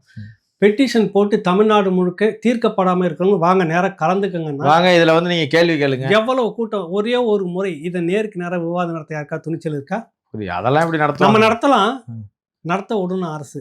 புரியுது. சட்டம் ஒழுங்கு பிரச்சனை வரும்னு நிறுத்துவாங்க. அடுத்து நமக்கு அதுக்கான நிகழ்ச்சி ஏற்பாடு பொருளாதார பிரச்சனைலாம் இருக்குது. அதை மீறி நம்ம நடத்துறோம்னா கூட நாளைக்கே இந்த வாரம் நடத்துகிறோம், அனுமதி கொடுக்குறாங்களான்னு பார்க்க கொடுக்க மாட்டாங்க. அதுதான் அது என்னன்னா, ஊடகத்தை வச்சுக்கிட்டு நல்லா ஏமாத்துறது யாருன்னு இந்த கோஷ்டிகள் தான். இவ்வளோ விஷயம் இருக்குது, பார்க்குறவங்களுக்கு நமக்கு நம்பிக்கையாக தோணுது இல்லை. அதனால இவ்வளோ விஷயங்கள் இருக்குது. அது போக இப்போ வந்து பார்த்தீங்கன்னா உதவித்தொகை வந்து 1000 ரூபாயிலேருந்து 2000 ரூபாய் ஏற்றிருக்காங்க. அதே போல் வந்து இவங்க வயதானவர்களுக்கு முதியோர்களின் உதவித்தொகை 1200லேருந்து 2000 2000 என்ன ஏற்றிருக்கிறாங்க. அதே போல் வந்து இவங்களுக்கு யாருன்னா ஊனமுற்றோர் இருக்காங்க இல்லையா, அவங்களுக்கு 2500 என்னமோ ஏற்றிருக்கிறதா அப்படி வரிசையாக அப்படியே ஏற்றி சொல்லிக்கிட்டே இருக்கிறாரு. அதுதான் கிட்டத்தட்ட வந்து உங்களுக்கு வந்திருக்குது. ஒன்றும் இல்லை, இந்த 1லேருந்து 5வது வரைக்கும் படிக்கிறவங்களுக்கு காலை உணவு திட்டம்ன்றது அது வந்து நாங்கள் 10ஆம் வகுப்பு விரிவுபடுத்தி வரைக்கும் விரிவுபடுத்திருக்காங்க. இது வரைக்கும் 19 லட்சம் குழந்தைகள் சாப்பிட்டுட்டு இருக்காங்க. இன்னொரு அப்புறம் 15 லட்சம் 15 லட்சம் பேருக்கு கிடைக்கும். விரிவுபடுத்துறேன்றது. 8ஆம் வகுப்பு வரைக்கும் விரிவுபடுத்துறேன்றது. பண்றேன்றீங்க. உண்மையிலே மனசாட்சி தொட்டு சொல்லுங்க. ஒரு நாள், ஒரு 2 நாள் இல்லைன்னா ஒரு 2, 3 நாளைக்கு முதலமைச்சர் குடும்பம் அந்த சாப்பாடு சாப்பிட்டோம், ம். காலை உணவு திட்டத்தை. ம். அவங்க வீட்டில் குழந்தைங்க இல்லைல்ல, குழந்தைங்க சரி, இருந்தால் நீங்க அவர் போய் எப்படி சாப்பிட்டு நீங்க போய் சாப்பிடுங்க. இல்லை, அவர் தானே சாப்பிட்டு தொடங்கி வச்சாரு. அது நீ தொடங்கி வச்ச உனக்குன்னு சனியா இலெல்லாம் போட்டு வச்சு நீங்க சாப்பிட்டுட்டீங்க. இப்போ வாங்க, சொல்லாம கொள்ளாம திடீர்னு ஒரு இடத்துல போய் இறங்குறோம், நாங்க கூப்பிட்டுட்டு போறோம், வாங்க அந்த சாப்பாடு நீங்க சாப்பிட்டுட்டு நல்லா இருந்துட்டீங்கன்னாக்கா அப்புறம் ஏற்கலாம். இல்லை முதலமைச்சர் அப்படி வர முடியாது, புரோட்டோகால்னு ஒன்று நீ இருக்குல்ல. எந்த காலாவது வச்சுக்கோங்க, குடும்பத்தில் இருக்கிற எத்தனை இருக்குதுல்ல, தண்டச்சோ வாங்க, அந்த வகையறாலாம் வாங்க, உங்க அமைச்சர் வகையறால் எத்தனை பேர் உள்ள இருக்காங்கல்ல, வரட்டும் எல்லாம் வாங்கன்ற. சிவிலில் வாங்க, நீங்கள் அதெல்லாம் புரோட்டோக்கால்லாம் முடியல, உத்தரவாதம் நம்ம தந்துடுறோம், வாங்க நேராக ஒன்றும் இல்லை, சொல்லாமல் கொள்ளாமல் ஒரு இடத்துல போய் சாப்பிட்றோம். இப்போ கண் எதிர்க்க அந்த காலை உணவு திட்டத்தை எத்தனை இடத்துல கீழே கொட்டிட்டு இருக்கிற படம் வந்தது, வந்திருக்குதா இல்லையா? இப்போ நீங்கள் இதில் வந்து என்ன திரும்ப நீங்கள் பெரிய புரட்சி ஏற்படுத்திங்கன்னா, அப்புறம் வழக்கம் போல் இந்த வந்து எல்லாமே வந்து ஏற்கனவே வந்துட்டு இருந்தால் இப்போ புதுசாக 10 லட்சம் வீடு கட்ட போகிறாங்க. ஆமாம், புதிதாக 10 லட்சம் வீடு கட்டி தர. இப்போ கட்டண வீடுலாம் எந்த லட்சத்தில் இருக்குன்னு தெரியுதா? தெரியுது. கட்டடம் பள்ளிக்கூடம் கட்டணத்துலேருந்து அடுக்குமாடி குடியிருப்புலேருந்து ஒன்று இடுக்க சொல்லி பிரச்சனையே வந்தது. கையாலவே குத்தி உடைக்கிற கட்டடம்லாம் பார்த்துருக்கீங்க உலகத்திலேயே. புரியுதுல, உங்க கல்லால் அடிச்சே கட்டடத்தை உடைக்கிறாங்க எல்லாம் இருந்து. இதில் 10 லட்சம் வீடு நீ கட்ட போகிறோன்னு யாரை, இதில் 10 லட்சம் வீடு அடிக்க போகிறோன்னு அர்த்தம். வேற ஒன்று. அடுத்தது வந்து சொல்கிறாரு ஹெல்த் இன்சூரன்ஸ், அது நியாயமான விஷயம்தான். வருமானம், அதுக்கான வருமானம் 5 லட்சம் ரூபா வரைக்கும் வருமான வரி சான்றிதழ் வச்சுக்கலாம். 10 லட்சம் வரைக்கும் காப்பீடு திட்டம் கொடுப்பேன்றது. அநேகமாக உங்கள் பினாமி மருத்துவமனையில் கொடுப்பீங்க போகும், அது விட்டுருங்க. அதை அடுத்தது வந்து தமிழ் புதல்வனும் புதுவை பெண்ணும் வந்துட்டு அதே தான் வழக்கம். 1000 ரூபாயிலேருந்து உங்களுக்கு 1500 கல்லூரி மாணவர்கள். அது என்னன்னா, நீ அதை தான் சொல்ல வர்றாரு சீமான். இங்கே என்ன சொல்ல வர, முதல்ல அந்த குடும்பத்தில் ஒருத்தனுக்கு வேலையை கொடுத்துட்டீங்கன்னா, நிரந்தர ஒரு வேலையை அரசு வருமானம் வர கொடுத்துட்டிங்கன்னா, அவன் அந்த 1000 ரூபாயும் 1500 உங்ககிட்ட வாங்கிட்டு இருக்கு. நம்ம பேசியிருக்கிறோம் ஏற்கனவே விளம்பரத்துலேயே. ஏன்டா அம்மா வந்து டெம்பரரியாக வேலை செஞ்சுக்கிறாங்க, போனால் தான் வேலை, இல்லைன்னா எனக்கு சம்பளம் இல்லைன்றாங்க. பையன் வந்து எனக்கு 1000 ரூபா மாதம் உதவி முதல்வர் நான் முதல்வன் திட்டத்தில் வருதுன்றாங்க. 15,000 ரூபா ஒரு வேலையை போட்டு பர்மனெண்ட்டாக நீ கொடுத்துட்டீங்கன்னா பிள்ளைக்கு நீ 1000 ரூபா கொடுக்கணும். புரியுது. அப்போ இது ஒரு இதெல்லாம் வந்து என்னென்னா, ஒரு மக்களை திரும்ப ஏமாற்றக்கூடிய ஒரு விஷயம். அவர் பால் கொள்முதல் லிட்டருக்கு வந்து 5 ரூபாய் ஏற்றுறேன், ரொம்ப காலமாக ஏற்றி சொல்லிக்கிட்டே தான் இருக்கிறாரு. இவ்வளோ கதரை விட்டு பாலை ரோட்டில் கொட்டி மல்லடிச்சு மல்கட்டி போராடி முடிச்சுட்டு விற்பாடு தேர்தல் ஓட்டு வருதுன்றதுக்காக லிட்டருக்கு 5 ரூபாய்னா நீ ஊரை ஏமாத்துறதுக்கு எதுக்கு? அப்புறமா வந்து ஒரு குழு போடுவோம். இதில் 2-3 திட்டங்களுக்கு வந்து குழு போடுறாரு. அப்புறம் குவிண்டாலுக்கு நான் கூடுதலாக ஏதாவது. ஆமாப்பா, நீ தானே இருந்தீங்க, முத்துவேல் கருணாநிதி ஸ்டாலின் தானே 2021 கையெழுத்து போட்டு போனீங்க. அன்னைக்கு விவசாயிகளை கண்ணுக்கு தெரியலையா? அவ்வளோ பேர் வருஷக்கணக்கில் போராடிட்டு இருக்கிறாங்களா? ஆனால் 2002 வரைக்கும் போராடிட்டு இருந்தாங்க, தெரியலையா அவங்களுக்கு? 2022 நீங்கள் தொடங்கியிருக்கலாம், இந்த கொண்டு வந்திருக்கலாம்ல. ஆனால் 2003 போன வருஷத்துக்கு முந்தின வருஷம் கூட அறிவிச்சிருக்கலாம்ல. அது என்ன தேர்தல் வந்துட்டோடனே நீங்கள் மட்டும் குவிண்டாலுக்கு ஏற்றுறோம், பாலுக்கு ஏற்றுறோன்னா 1000 ரூபா கூட கூட்டி தரேன்றது. அதாவது நீ மக்களை ஏமாத்தணும்னு முடிவு பண்ணிட்ட. நீ நல்லது இது வரைக்கும் நீங்கள் எதுவும் செய்ய உருப்படியாக ஒரு திட்டம் இதை நாங்கள் செஞ்சுருக்கோன்னு ஒன்றாவது இருக்குதுன்னா ஒன்று எல்லாமே உருட்டல் தான். நான் வந்தால் 1000 ரூபா, 1500 ரூபா, 1500 ரூபா, 2000 பணம் கொடுப்பது மட்டுமே வந்து ஒரு அரசு வந்து நலத்திட்டம்னு எப்படி சொல்லி அறிவிக்கிறாங்கன்னு தெரியல. இது முழுக்க ஏற்கனவே நீ சரி இதெல்லாம் சொல்கிறீங்க. ஏற்கனவே 3 லட்சம் கடனில் வச்சிருந்தது அதிமுக. 2021 4.5 லட்சம் கோடி இருந்துச்சு, 10 லட்சம் கோடி. தமிழ்நாட்டினுடைய மொத்த கடனே 4 லட்சம் இருந்துச்சு. நீங்கள் வந்து 5 வருஷத்துலேயே 6 லட்சம் கோடி வாங்கியிருக்கிறீங்கன்னா, இப்போ இதெல்லாம் நீங்கள் சொல்லி உருட்டி இருக்கீங்களா மிஸ்டர் ஸ்டாலின்? எத்தனை லட்சம் கோடி கடன் வாங்கி இப்போவே 67% மின்சார கட்டணத்தை ஏற்றிருக்கு. எனக்கு தெரியாமல் என் தலையில் ஏற்றிங்கிறேன், நான் கட்டிக்கினே இருக்கிறேன், தெரியுது. பார்க்க முடியல. நீ சாதி கலவரத்தை பாரு, சாராய சாவை பாரு, பாலியல் புகாரை பாருன்னு டிவியில் அதையே காட்டின்னு ஓட்டிட்டு போகிறீங்க. இது மின்சார கட்டணம்னு என்னால் ரோட்டில் இறங்கி போராட நேரம் இல்லை. கரெக்டாக? உண்மைதான். சரிங்களா? இப்போ நீ இவ்வளவும் சொல்லிட்டீங்கன்னா எத்தனை லட்சம் கடன் வாங்க போகிறீங்க? இன்னும் எவ்வளோ மின்சார கட்டணம் ஏறப்போகுது? இன்னும் எவ்வளோ சொத்து வரி ஏறப்போகுது? இன்னும் பேருந்து கட்டணம் எவ்வளோ ஏறும்? ஒரு விவசாயிகளுக்கு வந்து நான் இலவச மின்சாரம் வந்து மீட்டர் இல்லாத இலவச மின்சாரம் தருவேன்னு சொல்லியிருக்கிறேன். அது மட்டும் இல்லை, பம்ப் செட்டு புதுசாக கட்டி தருவாங்க. நீ கட்டி கொடுத்த வீடே இந்த லட்சணத்தில் இருக்குதுன்னா நான் அதை தான் சொல்ல வரேன். அடிப்படை தேவைகள் முதல்ல விவசாயிகளுக்கு அவர்கள் பொருளை அவர்களே நிர்ணயிச்சுக்கணும் அப்படின்னு மட்டும் போட்டு கொடுத்துட்டீங்கன்னா அவன் ஏன் உங்ககிட்ட வந்து யாசகம் கேட்டுன்னு இருக்கணும்? விவசாயிகள் ஏன் யாசகம் கேட்கணும்? இதில் பட்டுக்கோட்டை கல்யாண சுந்தரம் தான் பாடுவார். ஏர் முனைக்கு நேர் இங்கே எதுவுமே இல்லை அப்படின்னு ஒரு பாட்டு வரும். அப்புறம் இதில் பஞ்சம் என்றைக்குமே இல்லைன்னு அடுத்த வரியெல்லாம் முடியாது. அதுதான் இப்போ ஏற்கலைப்பை சின்ன அதை போட்டு பார்த்துட்டு இருக்கிறாங்க. அந்த விவசாயிகள் பெருமையை பேசக்கூடிய நாம விவசாயிகளை வந்து நீ யாசகம் கேட்க வைக்கிறீங்க. அவன் பொருளுக்கு அவங்க தான் உற்பத்தி, அவங்க தான் விலையை நிர்ணயிச்சுக்கணும்னு சொல்லிட்டு விட்டுருங்க. ஒதுங்கிடு. நீ ஈபி கட்டணத்துக்கு காற்றாலை மின்சார உற்பத்தி பண்ணுது. மாற்று திட்டத்துக்கு இன்னும் வரவில்லை. இல்லை மாற்று வருது வரல, அது வேற விஷயம். சோலார் வந்து பிரைவேட் பண்ணுறாங்க, காற்றாலையும் பண்ணுறாங்க. அவன் நிர்ணயிக்கிற வேலையில் தான் நீ வாங்கிட்டு இருக்கிற. ஆமாம். அப்போ விவசாயிகளுக்கு ஏன் அதை நீ சொல்ல மாட்டேங்கிற? இப்போ நீங்கள் தான் விளைய வைக்கிறீங்க, நெல்லுலேருந்து காய்கறிலேருந்து எல்லாமே நீங்கள் முடிவு பண்ணுங்க விலைக்கு அப்படின்னா விவசாயிகள் கூட்டமைப்பெல்லாம் சேர்ந்து ஒரு விலையை வைக்கும். அவன் வசதி வாய்ப்பாக இருப்பான், மற்ற இடத்துல இருக்குது, கடன் இல்லாமல் இருப்பான். அவன் ஏன் உங்கள்கிட்ட நீ வந்து பம்பு செட்டு கட்டி தரேன், உனக்கு கரண்ட் எல்லாம் மின்சாரம் ஏதோ 3 வேலையும் இங்கே நகரத்திலே மின்ஸ் துண்டிப்பு வந்துட்டு அங்கே எப்போ வருதுன்னு கோல் வச்சுன்னு காத்துக்கிட்டே இருக்கணும். அந்த நேரம் வந்தோடனே பட்டனை போட்டு இவங்க வயலுக்கு வரக்குள்ள தண்ணி நின்று போகுது, இந்த மடைக்கு வராது தண்ணி. அதான் அந்த லட்சணத்தில் இருக்கிற நான் பம்பு செட் வேற கட்டி தரேன்ற அந்த கட்டடத்தின் பேர்ல கொள்ளை அடிக்க போறீங்க. அது மட்டும் நல்லா தெரியுது. அது மட்டும் வேற என்ன தம்பி?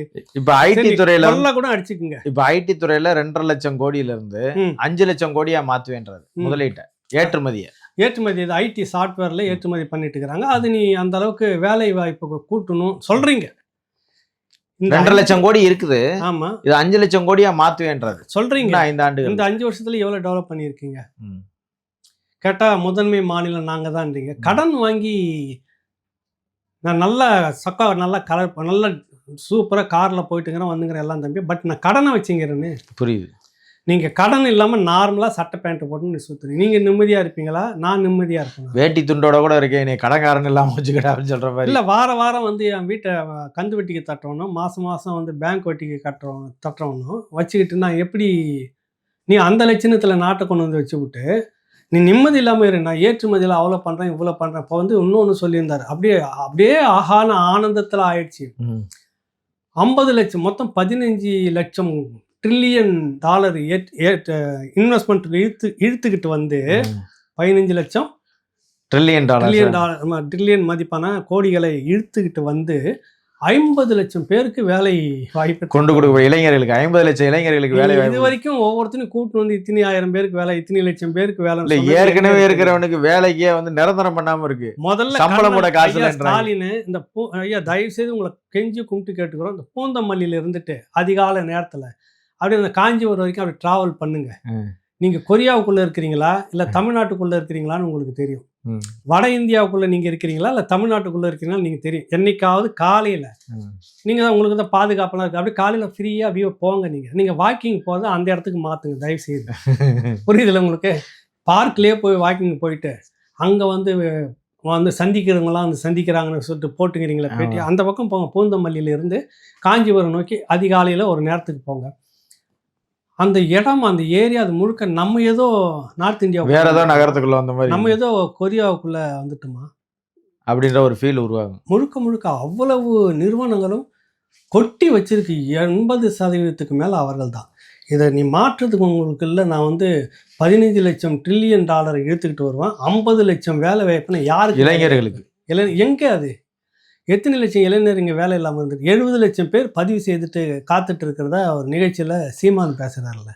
அப்போ நீ இதை யாரை நீ திரும்ப நீ மக்களை ஏமாத்திட்டீங்க? அப்புறம் என்ன சொல்றாருன்னா, மாநகராட்சி நகராட்சியில் வந்து செம்மொழி பூங்காக்களை உருவாக்குவேன்றார். சரி தம்பி, அப்புறம் அதே போல செம்மொழி மாநாடு நடத்துவேன்றார் சென்னையில். இல்லை, இப்போ நீங்கள் எல்லா இடத்துலையும் பூங்கா பார்க்கு நடைபாதையெல்லாம் அமைச்சிருக்கீங்க. ஓகே, நல்லது தான். அதுக்கு எவ்வளோ அடிச்சிருக்கீங்க, எவ்வளோ திட்டன்றது மட்டும் பாருங்கள். சராசரியாக வந்து உங்களுக்கு முழுக்க அது எவ்வளோ ஆகும்? ஒரு 15 லட்சம் ஆகுனா நீ எத்தனை கோடியில் வந்து நிறுத்திருக்கீங்க அந்த பார்க்கலாம்? ஒரு கணக்கு எடுத்து வெளிப்படையாக பேசுங்க. நீங்கள் வச்சிருக்கிற பட்ஜெட்டு ஒரு பொதுவாக எல்என்டி நிறுவனம் தனிப்பட்ட முறையில் கூப்பிட்டு இந்த இதெல்லாம் வச்சு கொடுக்க எவ்வளோ செலவாகணும் ஒன்று நீங்கள் தனியாருக்கு கேட்டு பாருங்கள். அது எவ்வளோ குறைச்சலாக வருதுன்னு. அப்போ இவ்வளோ இது நீ இதெல்லாம் இது அவசியம். ஆனால் நீ என்ன பண்ண போகிறீங்க? இப்போ இதெல்லாம் செய்துட்டு கடன் எங்கே வாங்க போகிறீங்க? இப்போ செம்மொழி மாநாடு நடத்துவேன்னு சொல்லியிருக்கிறார் சென்னையில். முதல்ல மொழி இருக்குதா? இங்கே தமிழ் மொழி இருக்குதா? சொல்லுங்க. தமிழ் மொழி இருக்குதா தமிழ்நாட்டில்? நீங்க தானே முதலமைச்சர். தமிழ் வல்லுநர்கள் இவங்களெல்லாம் அழைச்சு கூப்பிட்டு வச்சு தான் நான் செம்மொழி மாநாடு. அப்பா வந்து அந்த மாதிரி தான் ஒரு மாநாடு நடத்த போறதா சொல்லி கடைசியாக்கா அந்த செம்மொழி இல்லாது வேற செம்மொழி மாநாடுன்னு வேற டைட்டில். ஆக்சுவலா உலக தமிழ் ஆராய்ச்சி மாநாடு, உலக தமிழ் செம்மொழி மாநாடு வந்து எம்ஜிஆர் நடத்தினாரு. அதே மாதிரி தன் வாழ்நாள நடத்தணும்னு முயற்சி செஞ்சாரு. அது அமைப்பு செம்மொழி மாநாடு நடத்திட்டு இப்ப நீங்க கோயம்புத்தூர்ல நடத்தினாங்க. நீங்க இப்ப என்ன நடத்தி என்ன பண்ண போறீங்க? ஏற்கனவே கருணாநிதி அவர்கள் நடத்தின செம்மொழி மாநாட்டில் கனிமொழிக்கான ஆய்வு கட்டுரை தான் அதிகமாக இருந்துச்சு. விளையாட்டு நான் சத்தியமாக அந்த அந்த ஆய்வு நூல்லாம் எடுத்துட்டு வாங்க, சமர்ப்பிச்ச அந்த இதெல்லாம் இருக்கும், இல்லைன்னு எங்கேயும் போயிட போகிறோம். வாங்க, நாங்கள் அன்றைக்கே அதை பற்றி கட்டுரை எழுதிட்டோம். நான் என்ன முதல்ல தமிழ் இருக்குதா தமிழ்நாட்டில்? சென்னைக்குள்ளார தமிழ் மொழியில் பேர் பலகை வைக்கணும்னு கைது செய்ய கூட்டம் நீங்கள். நீ எப்படி தமிழ் மொழி மாநாடு செம்மொழி மாநாடுன்னு எப்படி நடத்த முடியும்? முதல்ல அது 4G தானே இருக்கும், 420 தானே இருக்கும். மனசாட்சியை தொட்டு சொல்லுங்கள். தமிழில் பெயர் பலகை இன்ன வரைக்கும் நீ தமிழ்நாட்டில் வைக்க முடியல. உன் பங்காளி கர்நாடகா ஆண்டுகிட்டு இருக்கிறான், ஹைதராபாத்தில் ஆண்டுகிட்டு இருக்கிறாங்க. அந்தந்த மொழியில் தாய்மொழியில் அவ்வளோ அழகாக வச்சுருக்காங்க. இன்னும் உங்கள் திருவண்ணாமலையில் பூரா தெலுங்கில் வந்துருச்சு. அது திருவண்ணாமலை தமிழ்நாட்டுக்குள்ளே இருக்குதா? இல்லை, பூரா தெலுங்கு. தமிழ்நாட்டினுடைய முதலமைச்சர் தானே ஐயா முத்துவேல் கருணாநிதி ஸ்டாலின் கையெழுத்து அப்படி தானே போடுறீங்க. தமிழ்நாட்டுக்கு முதலமைச்சர் தானே. அமைச்சர் ஏவா வேலுக்கு ஒரு மாவட்டத்தை நீ எப்படி மாற்றிட்டு இருக்கிற, நிறம் மாற்றிட்டு இருக்கிறீங்க?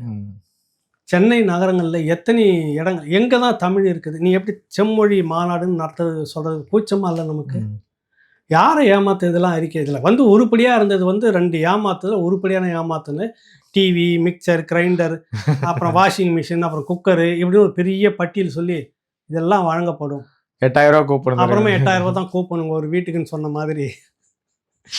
இது எல்லாம் தம்பி உண்மையிலே இப்போதான் வந்து 1000 குழந்தைகள் காப்பகம். அதாவது வந்து பெண்கள்லாம் வேலைக்கு போகிறாங்கல்ல, அப்போ குழந்தைங்களை விட்டுட்டு போயிடுவாங்கல்ல, அதை பாதுகாக்கிறதுக்கா 1000. இதெல்லாம் சீமான் பேசிட்டு இருக்கிற பிறகு உங்களுக்கு வருதா?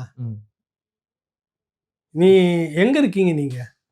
எனக்கு தெரிஞ்சு இதனுடைய சீமான் வரைவு அறிக்கையிலேருந்து ஒரு 4-5 திட்டத்தை காப்பி அடிச்சிருக்கீங்க நீங்கள். நான் என்னடா அங்கேயே பேசிட்டு இருக்குன்னு சொல்லாதீங்க. அதை முழுக்க வாசித்தவன் உங்களுடைய தேர்தல் அறிக்கை போன முறை கொடுத்ததையும் வாசிச்சிருக்கேன். சரி, இல்லை இன்னும் இது வந்து முக்கியமானது ஹைலைட்ஸ் இருக்காப்புல. இன்னும் முக்கியமானதெல்லாம் இனிமேல் வந்து செய்தி ஊடகங்கள்ல நீங்க தான் கொண்டு போய் சேர்க்கணும், பிரதானமான சமூக வலைதளங்கள்ல சேர்க்கணும். சேர்க்கிறோம், நாங்கள் எல்லாம் சேர்க்கிறோம்.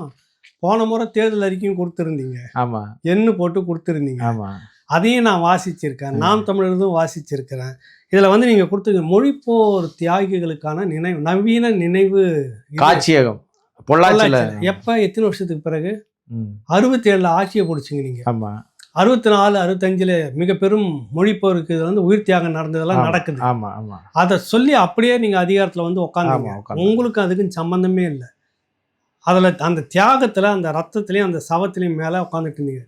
அதிலிருந்து இன்ன வரைக்கும் இந்த இறந்தவர்களுடைய பட்டியல், அவங்களுடைய வரலாறு, அப்போ நடந்த போராட்டம், இந்த அரசு ஒரு புத்தகமாக போட்டு ஆவணப்படுத்தியிருக்கணுமா இல்லையா?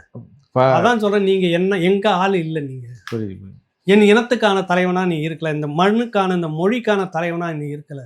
இப்போ எல்லாம் அதுவும் காரணம் உங்கள் முதலீட்டில் உங்கள் நிறுவனம் எடுத்துன்னு வந்த ஒரு படம் வெளியில் வந்த பிற்பாடு, எங்களை போன்றவர்கள்லாம் கழுவி ஊற்றின பிற்பாடு இப்போ ரோஷம் வந்து பொள்ளாச்சியில். ஏன்னா அங்கே தான் அதிகமான துப்பாக்கி சூடு நடந்துச்சு. ஸ்பெஷல் ஃபோர்ஸை கொண்டு வந்து குவியலாக கொண்டு வந்து அப்படியே வண்டியில் வாரி எடுத்து போட்டு ஒரே இடத்துல போட்டு பதிச்சது அங்கே தான் நடந்தது. புரியுதில்ல? அந்த இடத்துல வந்து இப்பதான் நீங்க எத்தனை வருஷம் ஆட்சியில் இருந்தீங்க? சரி, அதை விடுங்க. அதை விடுங்கன்னு இல்லண்ணே, அதுலதான் உன் அயோக்கியத்தனத்தை உரிக்கணும்ன்ற. இல்லண்ணே, அதை விடுங்கன்றது வந்து என்ன சொல்றேன்னா, அது வந்து அவங்க செய்ய மாட்டாங்க, செய்ய போறதும் இல்ல, சும்மா அறிக்கையா சும்மா செய்திருவாங்க. இவங்க அப்பாவுக்கான நினைவு பிரமாதமா இருக்கும், அப்பாவை வரலாறு நல்லா எழுதுவாங்க. மொழிப்போர் தியாகிகளை பத்தி கண்டுக்க மாட்டாங்க. அது வந்து சொல்றாங்க, சும்மா கொண்டு வர்றாரா இல்லையான்னு அப்புறம் பார்ப்போம். ஆனா இதுல வந்து நீங்க பாத்தீங்கன்னா எங்களுடைய முன்னவர்கள் மூலவர்கள் யாருக்கும் எது செய்யறேன்னே சொல்லாம இருக்கிறாரு. அது ஒருவேளை ரகசியமா வச்சிருக்காரு. இப்ப இதை சொன்னோம்னா அதுக்கு கொந்தளிச்சு எவனாவது நம்மளை போட்டு பொழப்பாங்கன்னு சொல்லிட்டு. இல்ல என்ன முன்னவர்கள்ல தந்தை பெரியார் பேர்ல ஏதாவது கொண்டு வரேன், இல்ல கலைஞர் பேர்ல ஏதாவது கொண்டு வரேன்னு. இல்ல அது தந்தை பெரியார் பேர்ல கலைஞர் பேர்ல இன்னும் அதான் 5 வருஷத்துல எல்லாம் முடிச்சிட்டீங்களே. தடிக்கு விழுந்தா செல்ல தம்பி. இல்லண்ணே, இதுலயும் இன்னும் ஏதாவது இருக்கலாம் திட்டம். அதை இப்ப சொன்னோம்னா நம்மளை போட்டு அடிப்பாங்க. வந்து நீ இதான் உள்ள நுழைப்ப. புரியல உங்களுக்கு? இப்ப செம்மொழி போர் தியாகில கருணாநிதி போராடினார்னு வரலாறு கொண்டு வரீங்க, உங்க கும்பல் வரலாறு கொண்டு வருவீங்க. ஆமா. அதுதான் உள்ள நடக்கும்னு நான் அன்னைக்கு நினைக்கிறேன். தந்தை பெரியார் வந்து நின்னுதான் அந்த பொழிப்புரையை நடத்தினாரு. அது ஒரு வரலாறு உள்ள ஓட்டுவீங்க ஆமா. ஒளிப்படத்துல. ஆமா. ஆனா உண்மையான தமிழ் தேசியர்கள் போராடி உயிர் சேர்த்தது உள்ள வராது. வராது. உங்க அப்பாவும் உங்க தாத்தாவும் வந்தது, அவங்க பின்னணியில வந்தது திமுக தான் நடத்துனதுன்னு வரலாறு முடிப்பீங்க. கரெக்டா? ஆமா, அதுதான் அததான் நடத்த போறீங்க நீங்க. ஆமா. ஆ. இல்லண்ணே, இப்ப வேற ஏதாவது அவர் பேர்ல ஏதாவது அந்த திட்டம் இந்த திட்டம்னு எதுவும் கொண்டு வருவாங்களான்னு கேக்குறேன். அது ஏதாவது ஸ்கீம்ஸ்ல அறிவிக்கிறதுக்கு வாய்ப்பு இருக்கான்னு கேக்குறேன். தம்பி, என்ன தம்பி நீங்க இப்படி குறைச்சி மதிப்பிட்டீங்க? பேரே தமிழ்நாடுன்னு இருக்காது, கலைஞர் நாடுன்னு மாறிடும். ஓஹோ. அப்புறம் வேற ஸ்கீம் கொண்டு வருவாங்கன்னு பேசிட்டு இருக்கிறேன். ம். 2026 மட்டும் அவங்க ஜெயிச்சு வந்துட்டாங்கன்னா ஒரு வேலை, நீ வேணா இப்ப தடிக்கு உந்த கலைஞர் தெரு, கலைஞர் நகர், கருணாநிதி சிலை, கருணாநிதி பஸ் ஸ்டாண்டு, கருணாநிதி எல்லாத்துக்கும் வந்துடும். சுடுகாடு ஸ்டாலின் பேர்ல வராதா? அவர் பேர்ல வராது. ம். அப்புறம் அப்படியே கடைசியா கொண்டு வந்து டெல்லி அரசுக்கு ஒரு போர் தொடுப்பீங்க. என்ன போர்னா, தமிழ்நாட்டு பேரை கருணாநிதி பேருன்னு கலைஞர் பேருன்னு மாத்திடணும், கலைஞர் கருணாநிதினு இல்ல, மாத்தி. இப்ப இதுல ஊடால வந்து நாங்க வந்து தன்னாட்சி அதிகாரம் பெறுவதற்காக மாநில உரிமைகளுக்காக ஏதோ ஒரு பேர்ல கமிஷன் இருந்துச்சு. அதை வந்து எல்லா மாநிலத்திலயும் போய் அதை பரப்புரை செஞ்சு தம்பி, மாநில உரிமையை கூரை நிலைநாட்டுவோம். ஏறி கோழி பிடிக்கிறதுக்கு தெம்பு இல்லாத வந்த ஆள் நீங்க. 18 வருஷத்துக்கிட்ட நேரடியா 15 வருஷம் மத்திய அரசு அதிகாரத்துல உட்காந்துக்கிட்டு நல்லா கொழுத்து போயிட்டீங்க. நல்லா ஒவ்வொருத்தரும் பெரும் தொழிலதிபராக கொழுத்துட்டீங்க. புரியுதில்ல? இப்போ வந்து உட்காந்து போர், உரிமை போறா, மாநில உரிமை போர் அடகு வச்சதே நீங்கள்ல. 18 வருஷம் 3 வருஷம் மறைமுகமாக ஆதரவு, 18 வருஷம் நீங்கள் மத்தியில் அதிகாரத்தில் இருந்துட்டு இப்போ வந்து நாங்கள் உரிமைக்கு போர் நடத்துகிறோம், வந்த ஒரு கமிட்டி குழு ஏற்கனவே போட்டிருக்கோம். அந்த அறிக்கையை வந்து எல்லா மாநிலத்துக்கும் கொண்டு போய் விவாத பொருளா மாத்துவேன்றாரு. அப்போ நீ 18 வருஷமா விவாத பொருளா மாற்றலையா? ஒன்றை தவிர மற்ற எல்லாத்துலேயுமே நாடு நல்லா இருக்குது. தமிழ்நாட்டை தவிர சமூக நீதி எல்லா நாட்டிலையும் எல்லா மாநிலத்தையும் வந்திருக்குது. அட்டவணை பிரிவு வந்து 7 மாநிலத்தில் ஆண்டுட்டு போயிருக்குது. உன் சமூக நீதிங்க என்ன கீழ்ச்சிதுன்னு கேள்விப்பட்ட உனக்கு வந்த கோபம் வருது இல்லை? இந்த லட்சணத்தில் திராவிட மாடலில் எல்லா மாநிலத்துக்கும் போயிட்டு அங்கேயும் குட்டிச்சோறு ஆகணுமா? சொல்லுங்க. அங்கேயும் குட்டிச்சோறு ஆகணுமா? 4000 கோடி போட்டுட்டு இன்னும் நோண்டிகிட்டே இருக்கிறேன்னு அங்கேயும் சொல்லணுமா? அங்கேயும் வந்துட்டு அதிக பெரும்பான்மை சமூகம் அதிகாரத்தில் இருந்துடக்கூடாது, ரொம்ப மைக்ரோ மைனாரிட்டி தான் அதிகாரத்தில் கை கட்டின்னு அவங்க கீழே எல்லாரும் இருங்கன்னு மாற்றுவீங்களா? அதான் உங்கள் சமூக நீதியா? இத்தனை வருஷமாக செய்யலையா? இருட்டில் வந்து எருமாடை தேடின்னு போகிறாங்க. புரியுதுல உங்களுக்கு? அடுத்த முறை வந்துட்டீங்கன்னா இதெல்லாம் நாங்கள் வந்து சரி பண்ணுவோம், கமிஷன் போட்டு மாநில உரிமையை மீட்டுடுவோம். அப்புறம் இன்னொன்று பார்த்தீங்கன்னா 2 விதமான லோன் கொடுப்பேன் அப்படின்னு சொல்லியிருக்காரு. கிட்டத்தட்ட வந்து இஸ்லாமியர்களுக்கு வந்து 30 லட்ச ரூபா வரைக்கும் தொழில் செய்வதற்கு லோன் கொடுப்போம் அப்படின்னு சொல்லியிருக்காரு. அதே போல் பிசி, எம்பிசி இந்த மாதிரி இருக்கிற பிற சமூக மக்களுக்கு வந்து ஒரு 20 லட்ச ரூபா வரைக்கும் லோன் கொடுப்போம், அதற்கான திட்டம் வச்சிருக்கிறோம்னு சொல்றாரு. அது அட்டவணை பிரிவினருக்கு அதே மாதிரி லோனு. ஏற்கனவே தாட்கோன்னு இருந்ததில் நாய்ப்பாடாக மாற்றி அதுலேருந்து எல்லாத்தையும் பண்ணிட்டேன். அந்த அட்டவணை பிரிவினர்களுக்கு ஒடுக்கப்பட்ட எஸ்சி, தலித்துன்னு சொல்லிக்கிற அவங்களுக்கு வந்த 7000 கோடி திருப்பி அனுப்பிட்டேன். அப்புறம் வந்து இப்போ எல்லாருக்கும் இலவச திட்டம் அனுப்பிச்சது, அதுலேருந்து பெரும்பகுதியை திருப்பி அனுப்பிட்டீங்க. அதில் அதே மாதிரி பிசி, எம்பிசிக்கான நிதியை நீங்கள் உருப்படியாக ஒன்றும் செஞ்சதில்லை. இப்போ புதுசாக போய் பிரித்து வாக்குகளை வாங்கணுன்னு இஸ்லாமியர்களுக்கு அப்படின்னு ஒன்று ஏதோ நேராக வாங்க ப்ளீஸ் வந்து உடனே அப்ளிகேஷன் போடணும், உங்களுக்கு 30 லட்ச ரூபா. இந்த மாதிரி நிறைய உருட்டில் பார்த்துட்டு தான் அங்கே உட்காந்துங்கிறான் ஒவ்வொரு இஸ்லாமியனும், ஒரு எம்பிசியும், ஒரு எஸ்சியும். இது எனக்கு நம்புற மாதிரி இல்லையா? நீயே வந்து என்னது இது கூட நான் கிள்ளி போடாத ஆளாக இருந்து நிற்கிறீங்க. இப்போ 26 வந்துட்டா தான் இதெல்லாம் நான் செய்வேன்னா, நீ ஏன் 5 வருஷத்தில் செய்யலைன்னா? அது போனதை விடுங்க. 26 திரும்ப நாங்கள் இன்னொரு முறை ஏமாத்துறோம் இல்லை? அதான் நாங்கள் வப்ப போடுங்க, இல்லைன்னா ஏன்னு கேளுங்க. அப்புறம் அதே மாதிரி தான் ஃபிலிம் காமிச்சுன்னு கேமராவை எங்கெங்கே திருப்புறோமோ அங்கேயே பார்த்துன்னு இருப்போம். இதெல்லாம் நம்ம மறந்துடுவோம்.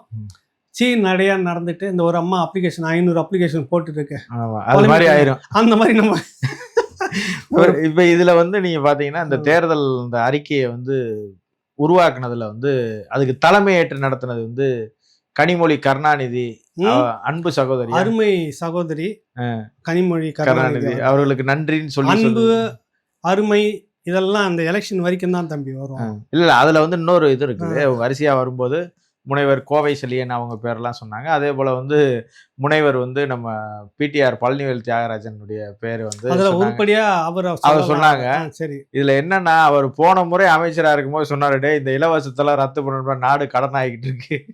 நிதியமைச்சரா இருக்கும்போது சொன்னாரு இதெல்லாம் நிறுத்தலைன்னா அதுக்குதான் நாடு மாத்துனீங்க. நீங்க அது மட்டும் இல்லாம ஆனா இப்ப அவரையே இலவசத்தை ஒத்துக்கிற சொல்லி வரிசையில உட்கார வச்சுட்டீங்களே. பேரை போட்டு வச்சிட்டு இருக்கிறாங்க மொத்தம். இதுல வந்து ஆய்வு பண்ணோம், தமிழ்நாடு முழுக்க போய் மக்கள்கிட்ட கேட்டோம், இந்த இதெல்லாம் இவ்வளவு பித்தலாட்டம் எதுக்கு, ஒரு சீட்டிங் எதுக்கு, நீங்களா உட்காந்துக்கிட்டு எல்லாத்தையும் எழுதிக்கிறீங்க. 1000 1500 மாத்து, 2000 2500 ஆயிடு, 19 லட்சம் காலை உணவா, இன்னும் ஒரு 10 லட்சம் காலை உணவா மாத்து, இவ்வளோ வந்து இலவசமா ஓகே இவ்வளோ பண்ணிவிடு, அவர் ஃப்ரிட்ஜு தராரா, வரிசையாக சொல்லிட்டு ஒரு 8000 ரூபாய் டோக்கன் கொடுத்துரு. இதுக்கு எதுக்கு நீ ஆய்வு பண்ணணும்? இதில் பழனிவேல் தியாகராஜன் அவர்கள் அவர் தான் சொன்னார், 30,000 ரூபாய் அடிச்சு வச்சுட்டு என்ன பண்ணுறது, ஒரு வருஷத்துலேயே சொரண்டாங்க அப்படின்னாரு. ஒரு வருஷத்துலேயே 30,000 கோடி அடிச்சு வச்சுக்கிற கோஷ்டி இவங்க தான். அது என்ன பண்றாங்கன்னு தெரியாம மூழ்கிட்டு இருக்கிறாங்கன்னு சொன்னதுக்குன்னே அவர் துறையை மாத்தினீங்க. இல்ல அதுவும் போக அவர் இலவசத்தை வந்து நிறுத்தினாதான் நாடு வந்து உருப்படுன்னு சொன்னார். நாங்க சொல்லல, இந்த பக்கத்துல யாரும் வட்டிலாம் கடன் கட்ட முடியாதியா சீமான் சொன்னாவோ வேற என்ன எதிர்கட்சியில சொன்னாங்களோ மற்றவங்களாம் சொன்னாலோ அதை நீங்க வந்து பித்தலாட்டுன்னு சொல்லுவோம். கட்சியில இப்ப நடுநாயம் இருக்குதுல, ஓட்டுக்கு காசு கொடுக்காம, பிரியாணி கொடுக்காம, குவார்டர் கொடுக்காம தேர்தல் வேலை பண்ணி ஜெயிச்ச ஒரே ஒரு நபர் அவர் மட்டும். அப்படிதான் ஜெயிச்சாரு. இந்த முறை அவரோட நிலைமை என்னன்னா, இப்ப எல்லாரும் மதுரை என்ன சொல்றாங்கன்னா, அவரே சேர் கொடுத்துருக்காரு, எல்லாத்துக்கும் வீட்டுக்கு ஒரு சேர் அவரே கொடுத்துட்டாரு. அவருக்கு ஒரு அவநம்பிக்கை வந்துருச்சு, நம்மள தோக்கடிச்சிருவாங்கன்னு. என்ன அதுக்கு நீங்க ஏன் சேர் கொடுக்கணும்? மீட்டிங் போட்டு கூப்பிட்டுன்னா அவனே தலையில எடுத்துட்டு போயிடுறான். அது எதுக்கு நீங்க கொடுக்கணும்? வீட்டுக்கு ஒரு சேர் கொடுத்துருக்காரு எல்லாரும் சொல்றாங்க. கேடு கட்ட ஒரு அரசாங்கம். வந்து விளையாட்டுக்கு சொல்றேன்னு சொல்ல, நான் இந்த மாதிரி யாரையும் விமர்சிக்கலாம் மாட்டேன். நீ அவ்வளவும் பத்திரிகையாளர்கள்லாம் இன்னைக்கு தான் கண்ணுக்கு தெரியுது அவங்களுக்கு. 2 மடங்கு உதவித்தொகை, பிள்ளைங்களுடைய படிப்புக்காக வந்து 2 மடங்கு உதவி செய்ய வேண்டும். எல்லாம் இன்னைக்கு தான் கண்ணு தெரியுது அவனுக்கு. இதுக்கு முன்னாடி பத்திரிகையாளர் சங்கமே அவங்கள தானே இருக்கு. அது எல்லாமே உங்களுக்கு தான் வச்சுக்கோங்க. ஆனாலும் செய்யலையே. வேண்டப்பட்டவங்களுக்கு மட்டும் வீடு கொடுத்துருக்கீங்க. எப்படி கொடுத்துருக்கீங்க? அவங்களாம் எத்தனை காலமாக பத்திரிகையாளராக இருக்கிறாங்க? எப்பத்துலேருந்து இருக்கிறாங்க? அவங்கள பத்திரிகையாளர்னா யாரு சொல்லுங்க நீங்க. புரியுது. உங்களுக்கு சொம்படிச்சுட்டு இருக்கிறவங்க மட்டும்தான் பத்திரிக்கையாளரா? அவங்களுக்கு மட்டும்தான் ஸ்கீம்லாம் போடுவீங்களா? அவங்களுக்கு மட்டும்தான் எல்லாம் கொடுத்துட்டு இருப்பீங்களா? மற்றவங்களாம் கேள்வி கேட்குறவங்களாம் அந்த பட்டியலில் வர மாட்டாங்களா? ஏன்னா அறிவாலயத்தில் முதுவை உட்காந்து சொரிஞ்சிக்கிட்டே இருக்கணுமா உங்களுக்கு ரத்தம் வர அளவு? இதெல்லாம் வந்து ஒரு லிமிட்டட். முழுக்க இது எல்லாம் அந்த அறிக்கை 50 அறிவிச்சார்ல, உருப்படியாக ஒன்று கூட எனக்கு தெரியல உண்மையிலேயே. அதெல்லாம் வந்து மக்களின் பயன்பெறுவதாலோ நம்பிக்கை பெறும் விதமாகவோ எதுவும் இல்லை. ஏமாத்துறதுக்கான அறிக்கையை தான் நீங்க கொடுத்துருக்கீங்க. உருப்படியா வேலை திட்டங்கள், மாற்று திட்டங்கள் அப்படின்னா அந்த பக்கம் சீமான் சொன்ன மாதிரி நீ உருப்படியா ஒன்று கூட சொல்லவே இல்லை. ஒரு மாற்று திட்டத்தை கூட வைக்கல. நாங்க வந்தா இவ்வளவு வேலை, நாங்க வந்தா இத்தனை லட்சம் கோடி இழுத்துட்டு வந்துடுவோம். திரும்ப அதே பொய்யை தான் சொல்ல. அரசு ஊழியர்களுக்கு ஒரு அல்வா கொடுத்துருக்காங்க பாருங்க. 22 வருடமாக இருந்த ஒரு கோரிக்கை ஓய்வூதியம், நீங்கள் தான் காலி பண்ணதே அதிமுக பீரியடில், நாங்கள் வந்தால் அதை செய்வோம். அவங்க போராடிட்டு இருந்தாங்க. 21லேருந்து அவங்க கதரை விட்டுட்டு அப்புறமா வாங்க நீங்கள் எல்லாம் வந்துட்டீங்களா, வந்துட்டோம், நீங்கள் எல்லாமே வந்துட்டு அரிசி எடுத்துகிட்டு வந்துடுங்க, நான் உமி கொண்டுட்டு வரேன், 2ம் போட்டு குத்திட்டு அப்புறம் ஊதி பிரித்து கொடுத்துட்றேன் நான் உங்களுக்கு அப்படின்னு அவங்கக்கிட்டேயே மாதம் பணம் முடிச்சுட்டு இருப்பீங்களாம். அதிலிருந்து அதை வந்து ஒருத்தர் கணக்கு எடுத்து போட்டுட்டாரு. நீ சொல்கிறதுபடி பார்த்தீங்கன்னா எனக்கு மாதம் 90,000 ரூபாய் வந்து சேரும். என்னுடைய மொத்தம் 35 வருஷம் 30 வருஷம் ஒரு வேலை திட்டத்தை எடுத்துக்கிட்டேன்னா எனக்கான சம்பளத்தை நீ பிடிச்சி ரிட்டையர்ட் ஆகிற காலகட்டம் பார்த்தீங்கன்னா எனக்கு 90 ரூபா வரும். நான் வந்து தனியாக சேர்த்து வச்சு தனியாக நான் வட்டி போட்டிருந்தேன்னா எனக்கு பேங்க்கில் 90 ரூபா 900 1 லட்சத்துக்கு கீழே வரும். இவர் எவ்வளோ தராரு? அதுக்கே 4 பேர் கூடி முதுகு தட்டி சொரிஞ்சிக்கினாங்க. ஆஹா, முதல்வர் இந்த மாதிரி. மற்ற அமைப்புகள் எல்லாம் துப்ப ஆரம்பிச்சிருச்சு. காரி துப்புறோனே அந்த இடத்த அப்படியே என் பாக்கெட்லேருந்து எடுத்து எனக்கே நீ வந்து காசை பிரித்து கொடுத்துன்னு இருப்பியாயா, அதில் வேற உனக்கு ஒரு பகுதி போகுது. எல்லாமே அரசு ஊழியர்களுக்கு. ஆமாம், எல்லாம் இந்த தடவை எதையுமே பேசல, அரசு ஊழியரை பற்றியே பேசலை. இல்லை, அரசு ஊழியர்களை பற்றி இந்த ஒரு விஷயம் தான். நாங்கள் ஸ்கீமை கொண்டுட்டு வருவோம், அப்புறம் படிப்படியாக வேலை வாய்ப்பை உருவாக்குவோம், காலி பணியிடங்களை நிறுத்துவோம், அப்படியே அரசு ஊழியர்களை அப்படியே தொட்டுட்டு. ஏன்னா அவங்க எல்லாம் கடும் கோபத்தில். அந்த அரசு ஊழியர்களுக்கு இது ஒன்று வேணும். புரியுது. ஒன்று பெறல 5 வருஷத்தில் ஒன்று பெரட்டி தோசை பெரட்ட மாதிரி பெரட்டின்னு இருந்தது. கதறினீங்க, கைதானீங்க, உங்களை கேவலப்படுத்துனுச்சு. அதுக்கெல்லாம் அப்புறம் வந்து திரும்பவும் எங்கள் இவர் வந்து விட்டார், நீ போய் உக்காந்து செய்தின்னு வச்சுக்கோ, அதோட இன்னும் மோசமாக தான் போகணும். முதல்ல அரசு ஊழியர்கள் திரும்பணும் இந்த முறை. ஏன்னா நீங்கள் போராடி பார்த்தீங்க, அவமானப்பட்டு பார்த்தீங்க, அசிங்கப்பட்டு பார்த்தீங்க, எல்லாமே செஞ்சுது இந்த அரசு. புரியுதுல்ல? அதனால் அதை பற்றி அதிகமாக பேசலை. அதை பற்றி பேசவே இல்லை, அப்படியே கடந்து போயிட்டாரு. ஆமாம். அப்புறம் மடிக்கணினி வழக்கம் போல் அது வந்து சொல்கிறாரு வந்துட்டு 35 லட்சமும் என்னவோ சொல்லி 5 ஆண்டுகளில் நாங்கள் வரிசையாக கொடுப்போம் முடிப்பாரு. இப்போ கொடுத்த அந்த லேப்டாப்லாம் எங்கே இருக்குன்னு கொஞ்சம் தேடி பார்க்க சொல்லுங்கள். அதை இவர்களை போல தம்பி வந்து 2 லட்சம் வேலைவாய்ப்பு என்ன திட்டம்னா ஒண்ணும் இல்லை. எதுல கொடுப்போம்னு சொல்ல, அதாவது தெளிவா எதையுமே அது மக்களை ஏமாற்றுவதற்காக ஒரு ஆக்கப்பூர்வமான தேர்தல். மோடி 2 கோடி பேருக்கு வேலைன்னாரு, ஒரு 50 லட்சம் பேருக்கு தான் சொல்றாரு. இது அவர் வரைக்கும் இந்தியா இல்ல. முழுமைக்கும் கேள்வி சொன்னாரு. கேட்டாக்கா அவர் இந்த வரேன்ட்டு அவர் வந்துட்டு தனிப்பட்ட முறையிலே உட்காந்து பேசின்னு இருப்பாரு. அவங்களா சரி, அதாவது சில திட்டங்கள்லாம் வந்திருக்குது விமர்சனங்களுக்கு மத்தியில், அதையும் பார்க்க நீ அது கூட இல்லாம உட்காந்துக்கிட்டு முழுக்க சக்கரைன்னு பேப்பர்ல எழுதி எங்களை சாப்பிட்டுக்கன்றீங்க. வேற வார்த்தையில சொல்லணும்னா பேப்பர்ல எழுதி சக்கரைன்னு கொடுத்துருக்கிறாரு. இதை விட இன்னொரு மட்டமான அல்வா டிவிக்கு தேர்தல் அறிக்கை. இது கொஞ்சம் திருநெல்வேலி ஒரிஜினல் அல்வாவை உருட்டி வேற மாதிரி கொடுக்கறது திமுக. இது கொஞ்சம் எக்ஸ்பீரியன்ஸ் இருக்குல்ல, 75 வருஷத்துக்கு 3 வருஷத்துக்கு வித்தியாசம். அதுதான் ரெண்டுமே உருப்படி இல்லாத ஒரு தேர்தல் அறிக்கை. சரி, ரொம்ப நன்றி. ரொம்ப நன்றி, வணக்கம்.